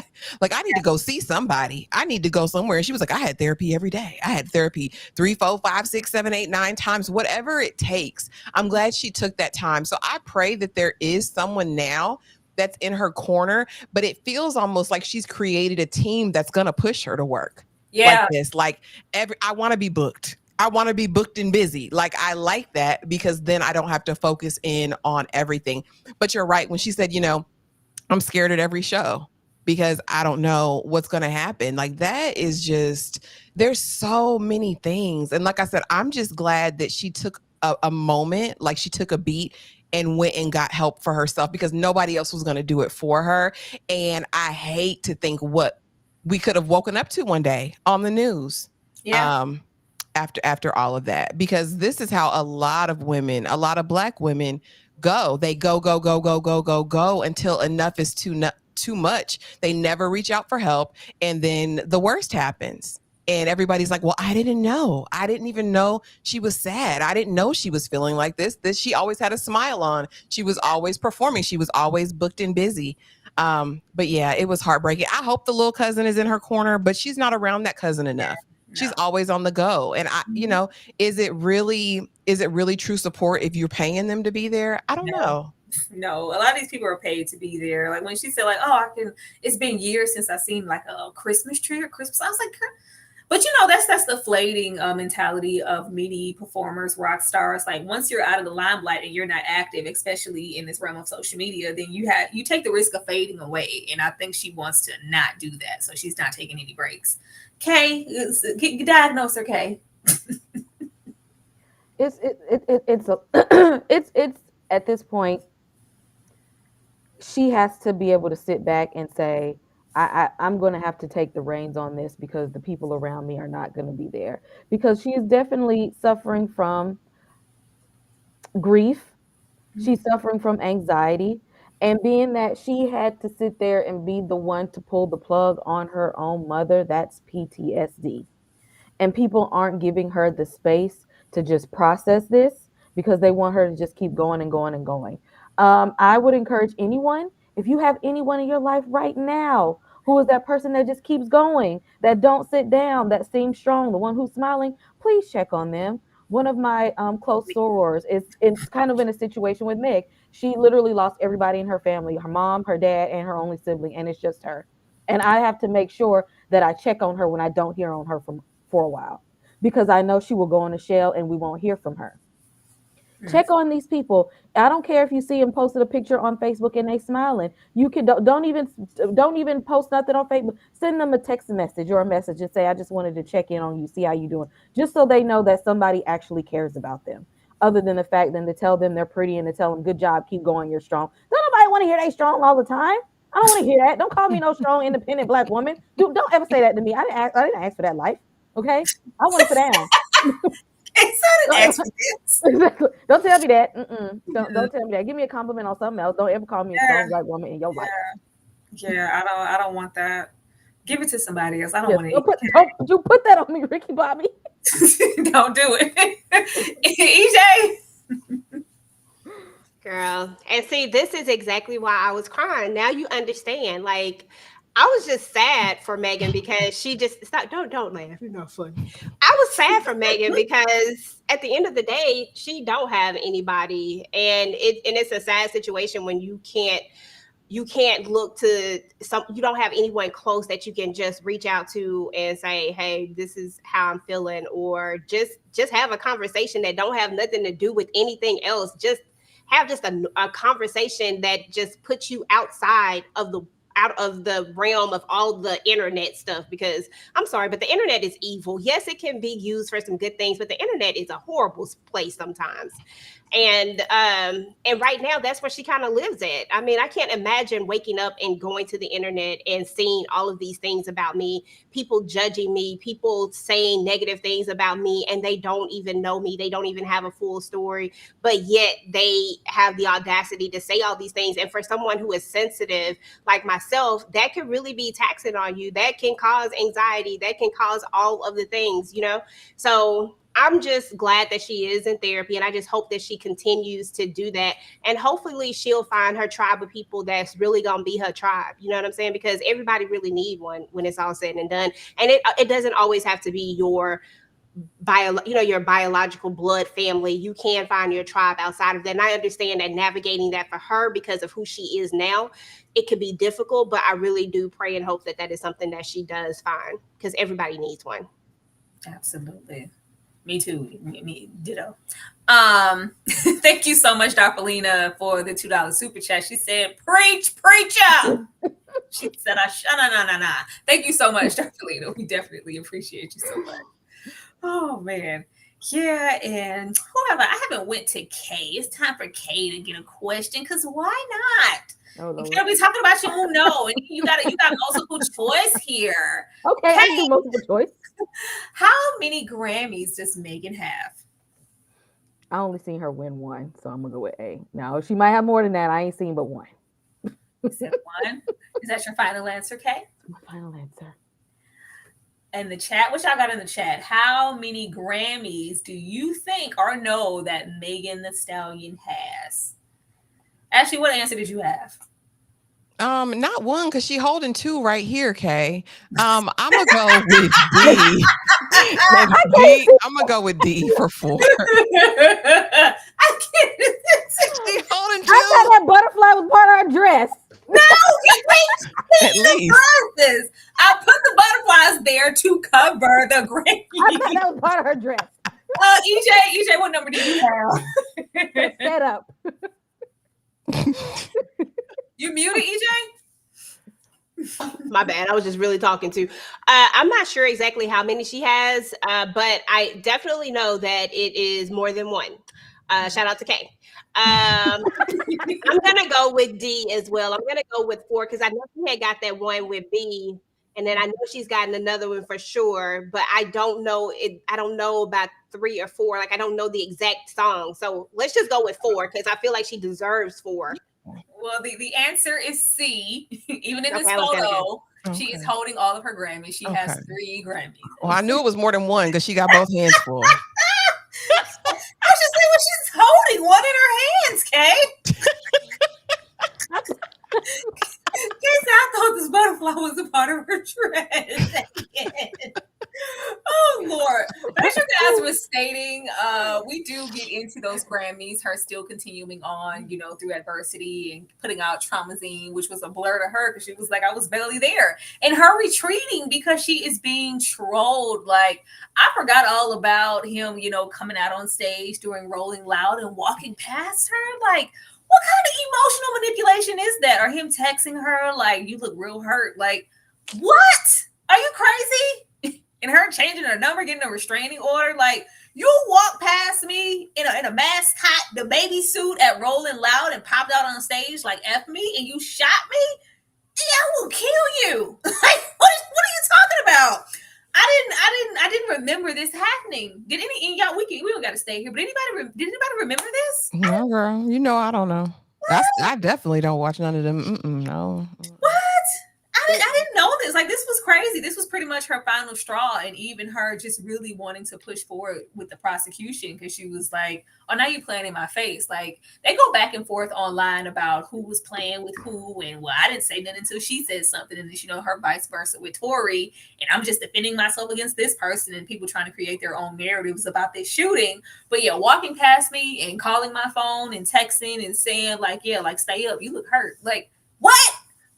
Boy, I will rub that Mr. Clean. I will Mr. Clean the top of your Beijing head. Don't say that to me. Don't say that to me. But she does, even in the way that she presents. She's like, "Oh, y'all gonna think it's stupid. I went to a retreat or wellness." Like, oh, I was like, "Oh, somebody do something." Somebody do something. They weren't even active enough for me. That's why I was like, please surround her. Somebody surround her in love and purpose and meaning her something good, because when she was performing on SNL, they was like, is she crying? Oh yeah, I think she's crying. I was like, no. I was like, whatever it is, it's not good. But Megan is a crier, and the narrative around Megan, even now with this doc currently be out, here she goes looking for sympathy again. Here she goes with these sympathy tears, and it's never a cry for help with Meg. It's a plea. This is a ploy for, public deception. Have one thing be in her favor as the suffering Black woman, because when we see her on camera, she's crying again because she's looking for sympathy. EJ, how do you feel about that narrative? Because that and driving the boat, the sex and the drinking and stuff, that's always there. But what I find is just ever present when I even check in on anything Meg is doing, is that she's crying because she's looking to gain sympathy from the public.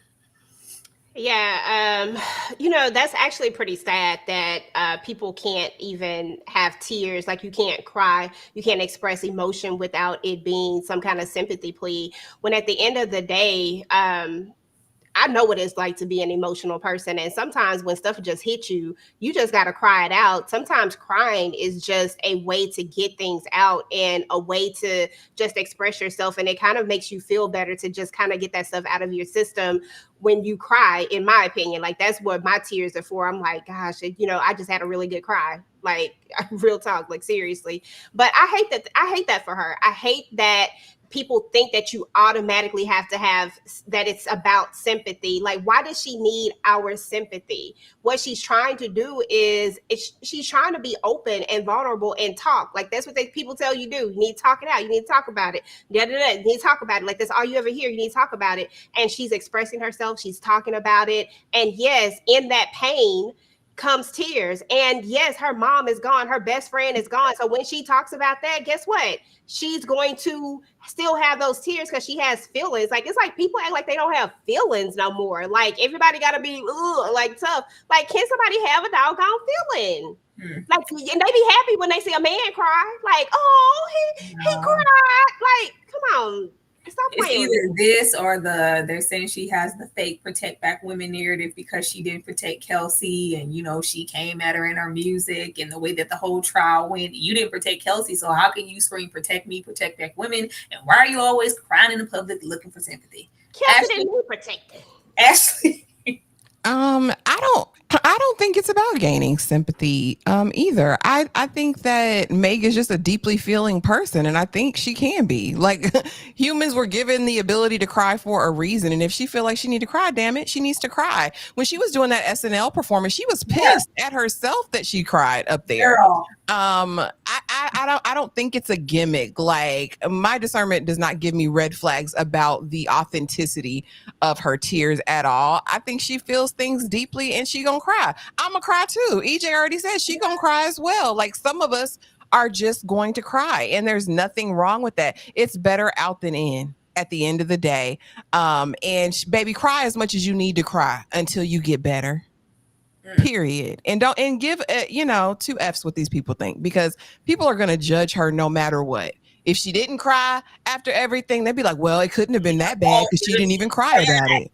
You know what I mean? It's ridiculous. You can't win for losing. Girl, cry. And I was just so sad for her because she was like, I hate crying. I don't want people to think I'm weak. I was like, oh, girl. Just like, I just know my mama, she would have said, girl, pull this together, get yourself together. I can't be out here crying in the public. I want to appear a certain way. I was like, oh Lord, it just felt bad. Okay. First of all, I would have told Tory to stand in the chair and say it to my face, since he always got something. Next, they hate to see, because the thing is, when Black women shed some tears, they're not used to us being soft, because we've been conditioned from slavery to not cry, because they would take the Black women who cried and sell off their children and husbands to teach them a lesson to not cry. Okay. And so when they start crying, they don't know what to do with our tears, because nobody is there to say, oh, you can feel better, or, oh, you can cry. They literally do not. People don't know how to console a Black woman when she is in a soft place. They don't know how to be there. They don't know how to be supportive of that. They don't know how to be a shoulder to lean on, because we're expected to be that for other people.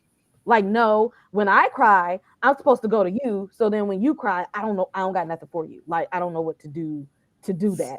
And so people get offended by Black women tears. Now everybody's offended because she wants to be in a soft place. I love Kay so much. She said it goes back to slavery. They said he gonna sell off your children. Trying to teach y'all something on this Sunday. Kids. I love Kay so That's much. why we don't cry today. Kay gonna go back to some biblical slavery times, and this all ties back. We gonna make it full circle because it absolutely does, and I really hate that for her because we don't end off with closure that, and I'm expecting her to be just well overnight, but there still is stemming from these situations and also stemming from her mother and how she was brought up. What you crying for? Get it together, like. Because I need to cry and I need to be vulnerable and emotional. Punishment. Like if you felt sensitive enough to cry, they thought something bad was going to happen to you for crying. Like you got punished for crying. That's why she was so afraid to cry, because afraid of being punished for her tears. And what happened when she cried in public? Punishment for her tears. It was. That's why it took us so long. We had to get a key to the city to go back here and visit her grave for the first time. For the first time. Years later of us being, it's hot girl summer and hot girl this and driving the boat and accolades and Grammys and just all these #1 singles. And yet we still hadn't grieved up until this point for her dad, for the grandma, for her mother, for anything, for herself and her experience. And we had to get a key to the city to come back here and go, you know what, while I'm here, let me go and visit my mom. I thought this was very sad also because the fact that she just felt like she needed to stay away. Or even that it was like she didn't want to, I felt like she didn't want to visit because she didn't want to let her mom down or get here in that emotional state that she's been in, because she know her mom wouldn't want her to be projecting that and staying strong in your career. And like she said, I'm not going to let no man be my downfall. I'm going to keep going. But I just hope she finds peace and know that it's okay for her to grieve and cry and show every facet of emotions that she wants to as a Black woman, because why can't you? Who gives a damn what anybody says? Anybody want to chime in on her visiting her mom? No, I think people do what they need to feel like they need to do, right? And as long as that gives her some comfort or solace, that's special. I will say the key to the city was hilarious. When she said, well, what can I do with it? He said, well, you can come and go as you want. I thought that was a funny moment. But yeah, baby, whatever you got to do to heal, do that. I'm just glad she's now coming home, because remember, she said she wouldn't go back to Texas because it brought back so many memories. So I'm just happy she's taking these steps and coming back home, whatever that looks like for her. Anybody else before we move on? Yeah, that was a big step. I was happy for her. That I love that. Oh man, you can come and go as you please. We're gonna take a moment. We're about to start wrapping it up, but I do want to have a little break and acknowledge that it is almost 150 people in here. If you are new here, if you have never seen any of our faces, please take this little break to go and not only hit that like button, go and comment if you are having a good time here in the chat, express your thoughts on the doc, and also go and come back. But leave and go and subscribe to every single woman here on their panel. If their links are not in the chat, they are definitely down there in the description box. We will be right back. Thank you guys so much for being here.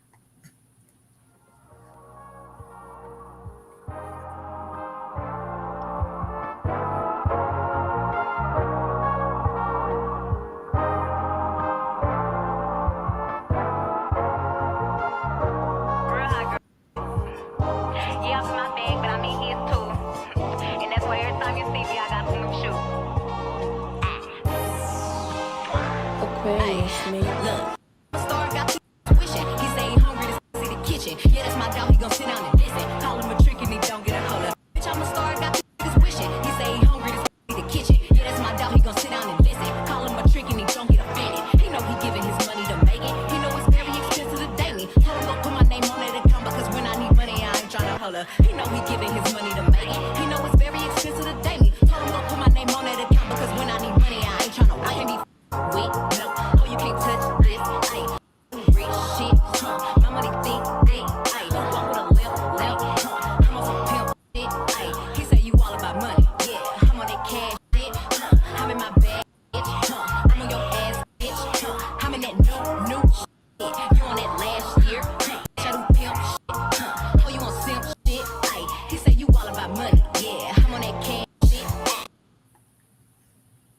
Thank you guys so much. We get to, you know, having our day in court. We get to having our day in court, and baby, the way that Tory was oozing confidence, because who going to jail? Tory said, who going to jail? But where he is uber confident in himself, and I love the animation, you know, throughout the doc, as we stated. Megan is breaking down, looking good in that purple suit, but breaking down nonetheless, just feeling like what this could mean for not only herself, but for other women, and how symbolic this could be, that if I can get shot cold blood in the street by a man and he get off, and I have, you know, means and lawyers and this, that, and the third, what does it mean for, you know, the little women who are, you know, damaged throughout everyday life, and they can't, you know, get justice if I can't. So it just means a whole lot to her. And we just see how much pressure she's under. Kay, how did you feel about this day in court and Tory being like uber confident, and then you have the complete opposite with Megan having to really get up there and say her piece, and maybe even fathoming the thought that I might walk away with nothing and this man could go free? You know, he is the definition of short people are evil because they're closer to hell. Not me though, but Tory. Because that is an evil little demon troll sitting there like he is a black man. He is afforded all this luxury and stuff, and that he created enough heat surrounding her that he wouldn't be dragged to hell like he ended up doing anyway. Hey, I love a good barb. Hi. When y'all run up a chat, y'all run that up when y'all be trying to defend y'all queen. Get on in here. Tell your friends to come over. Hey, boo. Thank you. I just want to acknowledge that barb. We love a good barb. Them barbs be rolling deep. Hey, Tamika. Hey. Okay, go ahead, Kay. I just want to acknowledge that barb. Hey, boo. But I'm glad that his smile quickly turned to a frown, because you don't get to be disrespectful and evil and put out just pure maliciousness in the world towards people and don't think that you're somehow not going to pay for it. But he really thought that he could. He really thought that. I don't know. Maybe because he's from Canada, he thought he had white privilege or something. I don't know. But it wasn't that, Tory. No, nobody cared about you and the overuse of that black marker that you put across your hairline. Not the Beijing. Kay and these insults are sending me today. EJ, how did you feel about the trial? You muted, EJ. That was a good one, Kay. I like that one. That was a good one. The hairline thing, that was tight. Okay. The trial, as far as the trial was concerned, I was just hoping that Meg got her justice, you know, and we did see him be super overly confident. We did see him in those suits day in and day out, just looking like no one could touch him. And it was just hella annoying just to see that he wasn't taking this serious. That means you have no remorse. That means you didn't have even enough remorse to even not just smile, not just come in there with this big Kool-Aid of a smile every single time, acting like the world is mine or some stuff. You know what I'm saying? So I don't know. It was just doing too much for me. But you know, it is what it is. And you know, karma is a BI. Absolutely. Ashley? Child, he thought he was OJ. Buki, you aren't OJ, sir. But you know, pride goes before a fall, and he was so prideful. He was out here just look at them chompers going at it. He just knew that he was going to be saved. Humility is always going to win the day. I think Megan just really wanted justice. I mean, at this point, after everything she had gone through, the fact that she didn't even press the charges, the state picked him up, and he went on this national tour trying to disparage her and say who she wasn't and what she was. He got his just desserts. I'm going to leave it there. I think Kay gave him the business good enough. But Megan looked fabulous. Okay, we're going to get into this court artistry because I'd frame it, because why not, Meg? You looked good. You did your thing, your day in court, and you ultimately got justice. She did. Like, look, y'all cutting up in these comments. I'm not going to play with y'all in Daystar. But we're getting to the sentencing and taking back the narrative. Like, we see her waiting, and she's kind of waiting on pins and needles because there was, we see it happen every day. He could have, gotten away with it, and it would have just been, another casualty and girl, and she would just went on getting the. I think even though she's still scrutinized, but we're still healing, and it kind of made it all worth it. When she gets the sentencing and she breaks down and she's crying, I was like, oh girl. And even, lastly, we see, the cousin there and the baby and her just wanting to have a piece of home there. I was like, we got to get some more people in here who are surrounding Meg in love and with purpose, and who are with her for, who she is inside and not what she has, because I just kept seeing worker bee after worker bee. I was like, okay, this is cute, whatever. I'm glad this lady here to hug her. But where your people stay? I need, where's the family? Okay. But Ashley, how did you feel when she got that news that he got the top penalty? He's going to jail. Mm-hmm. I think she felt vindication, and I was happy for her because I know that felt like closure in that moment for it. I knew she still knew she was going to have to deal with the court of public opinion just because the courts found him guilty. She knew that she was still going to be up against whoever was out there against her before. They'd have to acknowledge the ruling, but you know how people don't believe what happens in court anyway. They'd be like, that's unjust. Free him. He's innocent, whatever. But I think in that moment, it was nice to be believed by someone, especially after you've been talked bad about for years. Because again, this trial lasted way longer, they say in the doc, than she ever thought it would even ultimately amount to. So I felt it for her. I felt the relief for her. Like, at least this chapter is done, and maybe I can move on with some sense of peace. Yeah. And she's been killing it ever since. So good on her.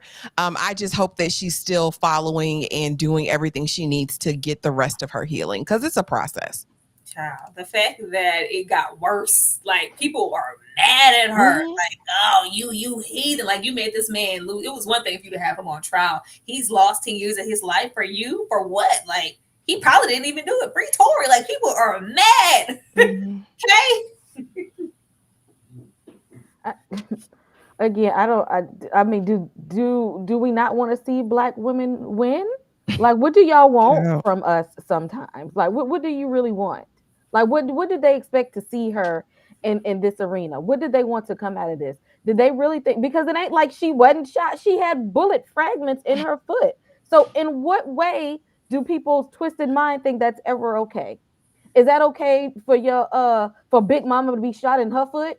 Is that okay for your illegitimate daughter to be shot in her foot? Your arm. Or for your raggedy sister to be shot in her foot? But for some reason, Meg can be shot in her foot, and now she's the guilty person. I want somebody to explain that and make it make sense to me. They can't. Like, Candy's missing all them prior charges, and he wasn't even supposed to have a position of. Candy, don't nobody care about that. No, nobody cares about the actual facts. They just want to see this Black woman with her hoish ways, her drinking ways, sleeping behind her best friend's back with her man, because she was gonna be Mrs. Daystar from what Kelsey, how she was acting. And yeah, she deserved everything she got. People are sick. EJ, how did you feel when Megan started crying, girl? I was crying. I know you were. I was crying hard. Like, and then when she hit that cry, that would tip me. I said, oh girl, don't do me like this right now. Ooh, I was crying hard. But I felt like she felt vindicated. Like, she felt like finally somebody heard me, somebody believed me. And I know that she knew that the trolling wasn't going to stop. I knew that she knew that was going to keep going. But throughout this entire thing, she just wanted somebody to say something nice. Like, just one person stand up for me, one person, be on my side. And this was like the biggest person being on her side, because the court said, yes, you're guilty and you going down and goodbye. And I felt like that was like a big vindication for her, and a time for her to really just just go ahead and get it all out. But I just wanted to give her a hug. Like, in this moment, I wanted to just be like, can I please just give you a hug? Because I'm a hugger and I feel like she needs a hug, girl. Yeah, I think it's going to be like a slow healing process, because she's back, but she's not completely, like you said, I'm not 100%, but I'm getting into the headspace where, I don't care. I don't even deal with what anybody says about me, but I do want her to get surrounded by just a few more, couple more people with true intent who aren't on her payroll, just to know. And I know that's probably hard to find, because who's not going to want to get close and next to Megan Thee Stallion now. But Mhm. y'all find a few more people because the cousin she got a life too. Mama got to have a life too. Last question here. I'm gonna come to Kay. I mean, you can say, "Now I know this one." I'm gonna come to Kay because I feel like Kay knows it. This is the average casual Megan Thee Stallion listener. Kay, what does Megan refer to her fan base as? A, the Stallions, B, the hot girls, C, the hotties, or D, the real hot girls? The hotties. I know this one. I ain't know all of them. I know this one. No, you know you be playing, Kay. I don't even know why. This one's my A. We know. TG, you know it. That would be that we talking about Real and Chance, the Stallionaires. The Stallionaires. The Stallionaires. It's y'all, the hotties. The hotties got Megan back if don't nobody else have her back. But closing this out here, and EJ, I'm going to come to you first. We do have her currently getting a whole lot of backlash just for this doc. It feels like it rolled back over into droves, and they just like they remembered why they were hating on her in the first place, and like this is why we couldn't stand you. This just people are now focusing in on the same thing that they focused on when the trial was happening. So you did cheat with Tory, you slept with Tory, and you a liar. I was like, people are zero in on that again, and it's feeling like they're being validated in their hate for Megan because you're a liar. You're the liar we always thought you was, and free Tory. You deserve everything that's coming at you. What should Megan do next? Like, what should her next step be moving forward after this doc and just rolling with this backlash that she's receiving all over again? Yeah. So first and foremost, let me say this real quick. If they knew anything about it, this is already public. This is already public information. This was already said. This is already done. Yeah. Like everybody already knew this, but for some reason, I don't know. Maybe some people didn't catch it, but here we are. But I really think that Megan just needs to continue to do what she's doing now. And that's continue to do her therapy, continue to try to get in that mindset of not really caring what people have to say, because people are miserable. They're going to say what they want to say. They're going to say something just to say something. I feel like Megan I feel like she still has so much more to do. I feel like she still hasn't reached that pinnacle yet. Like, I love Meg. I mean, 28? Yeah. 20, like she's like late 20s, like her later 20s, but Meg still has a lot to do. And I feel like at the end of the day, she Texas bred. You know what I'm saying? We Texas strong up in this mug, and that's what we do. So at the end of the day, Meg is going to be okay. She just got to get the right people surrounded by her, behind her, with her, and let the rest of this foolishness go. Like, as far as these internet trolls is just sad. And if they had the moment to be around her, to be in her world, they would absolutely take it. You know what I'm saying? And it would be a totally different story. It'd be, oh, I love you. I never believed that. And girl, no. You know what I'm saying? Get out of my face. But she gonna be all right. I believe that for every hate that she get, that she also got supporters who saw this as, oh, her being vulnerable, her being open. And maybe I did misjudge the situation, because now it really is in her own words. Ashley? Yeah, I think she needs to just continue living. I don't think there's any specific action she needs to take, but to take time to heal, right? I still think she needs to have a community in place to surround her and lift her up, because it doesn't get easier, right? Because now we know for the next couple months, this is what's going to be on people's minds, and they're going to come back for her. But I just think she needs to continue to shine, continue to grow. And like I said, surround herself with people who actually love her for her. And I know that's easier said than done, because I think once you get status and you get some change, people gonna act different. But I really hope that she does find, or already has, some people in her corner that really love and care about her. Yeah, I just think she needs to move on from this. At this point, I hope she can put it behind her and press on to the new thing and the next thing. And I hope it doesn't follow her around forever.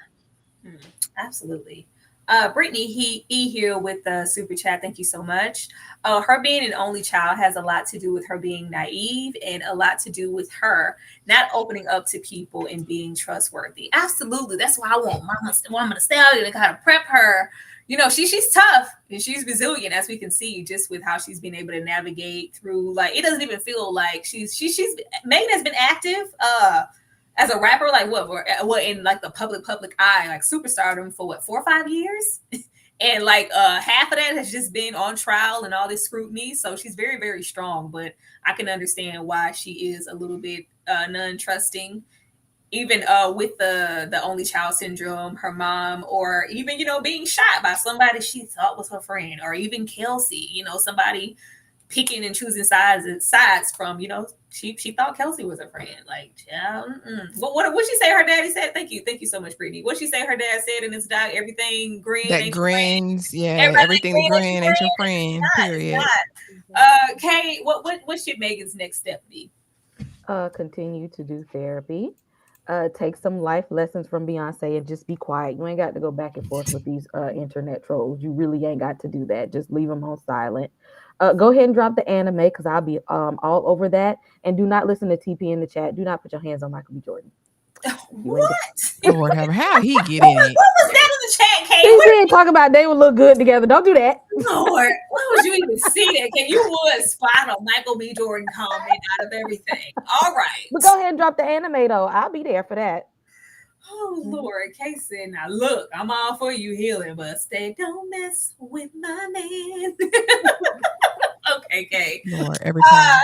Shout out to all of you guys for spending this afternoon with us. We most definitely appreciate it. Let me go ahead and run this ad, because we not only do things here, we also do things behind paywall, and we do have some wonderful, wonderful members. We are moving forward with our Saturday night watch-alongs, moving on over to Discord so y'all could physically at the same time in the same place virtually watch the film with us. Next Saturday is EJ's turn, and this is the movie that she picked. We will be right back to tell you guys what we have coming up next and where y'all need to go to be supporting us. Oh, clear. What are you doing in my face? I wasn't doing nothing. In here with me. Anyway, Suki, you don't want me. I don't either, right?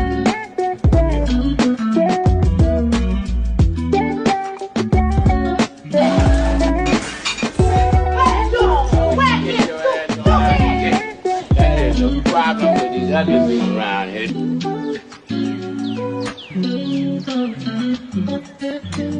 They causing all this problem because they mad because they're ugly. There ought to be a law against 2 ugly people. They'll bring in another ugly person in the world. If you don't believe me, file ugly person home. Somebody ugly will open the door. Won't nobody open the door because don't nobody want. Child. Him and that ugly speech will never go out of style. I love that. Like, you follow another. I bet your ugly person open the door. I love that. Especially if you some OG subscribers here. Y'all know about Talking Dirty After Dark. And even if you don't, it's a really great film. I'm glad EJ picked it. And we'll be getting into it Saturday. Well, yeah, Saturday for the watch along. But I am gonna put this here. Do you go like this? Yeah, that's how I go. Kay, I'm gonna come to you first. Let the people know what you got coming up and where they need to be at to go and support you. If I can open this thing, child. There we go. Hey everyone, make sure you hit like and subscribe. Of course, y'all know we here every day. Make sure you come back this evening as we talk about 3 women and how Twilight caught a stray. Tomorrow, disclaimer. Let's see. Tuesday, y'all know we're talking From. Speaking of From, you all, I will be dropping a special interview from a cast member of From later on this week. So be on the lookout for that. Penguin on Wednesdays. What else we got? Married at First Sight, y'all. We in the reality TV bag. Very interesting stuff here. And Blockbuster movie night. Y'all hit them memberships. We have a good time with our movie nights. Y'all know, get your pajamas, get your snacks, and come on and watch these movies with us. Shout out to EJ for hitting her 9K while we're on the live. Y'all saw that? She sure did. She sure did. With that being and it's still my birthday weekend. It ain't over. It's your birthday. I'm gonna come to EJ next to let the people know what she has going on her channel as well. Hey y'all, first and foremost, thank you guys for helping me to hit 9K. I appreciate you guys so much. I really, really do. And as we already they already stated, of course, we're gonna be talking about Talking Dirty After Dark. Y'all, this is one of my favorite movies. It's an old one, an old throwback. So definitely come through. We're gonna be in the Discord, so I'm excited about that. Excited to hang out with everybody.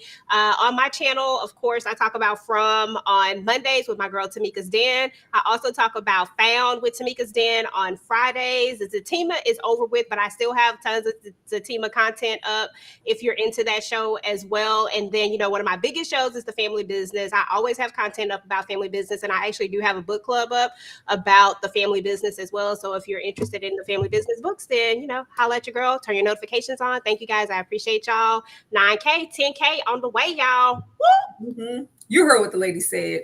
Put the money in the bag. Last but not least, Ashley, what is so sweet over there with the perspective? How many videos you putting out this week? 17?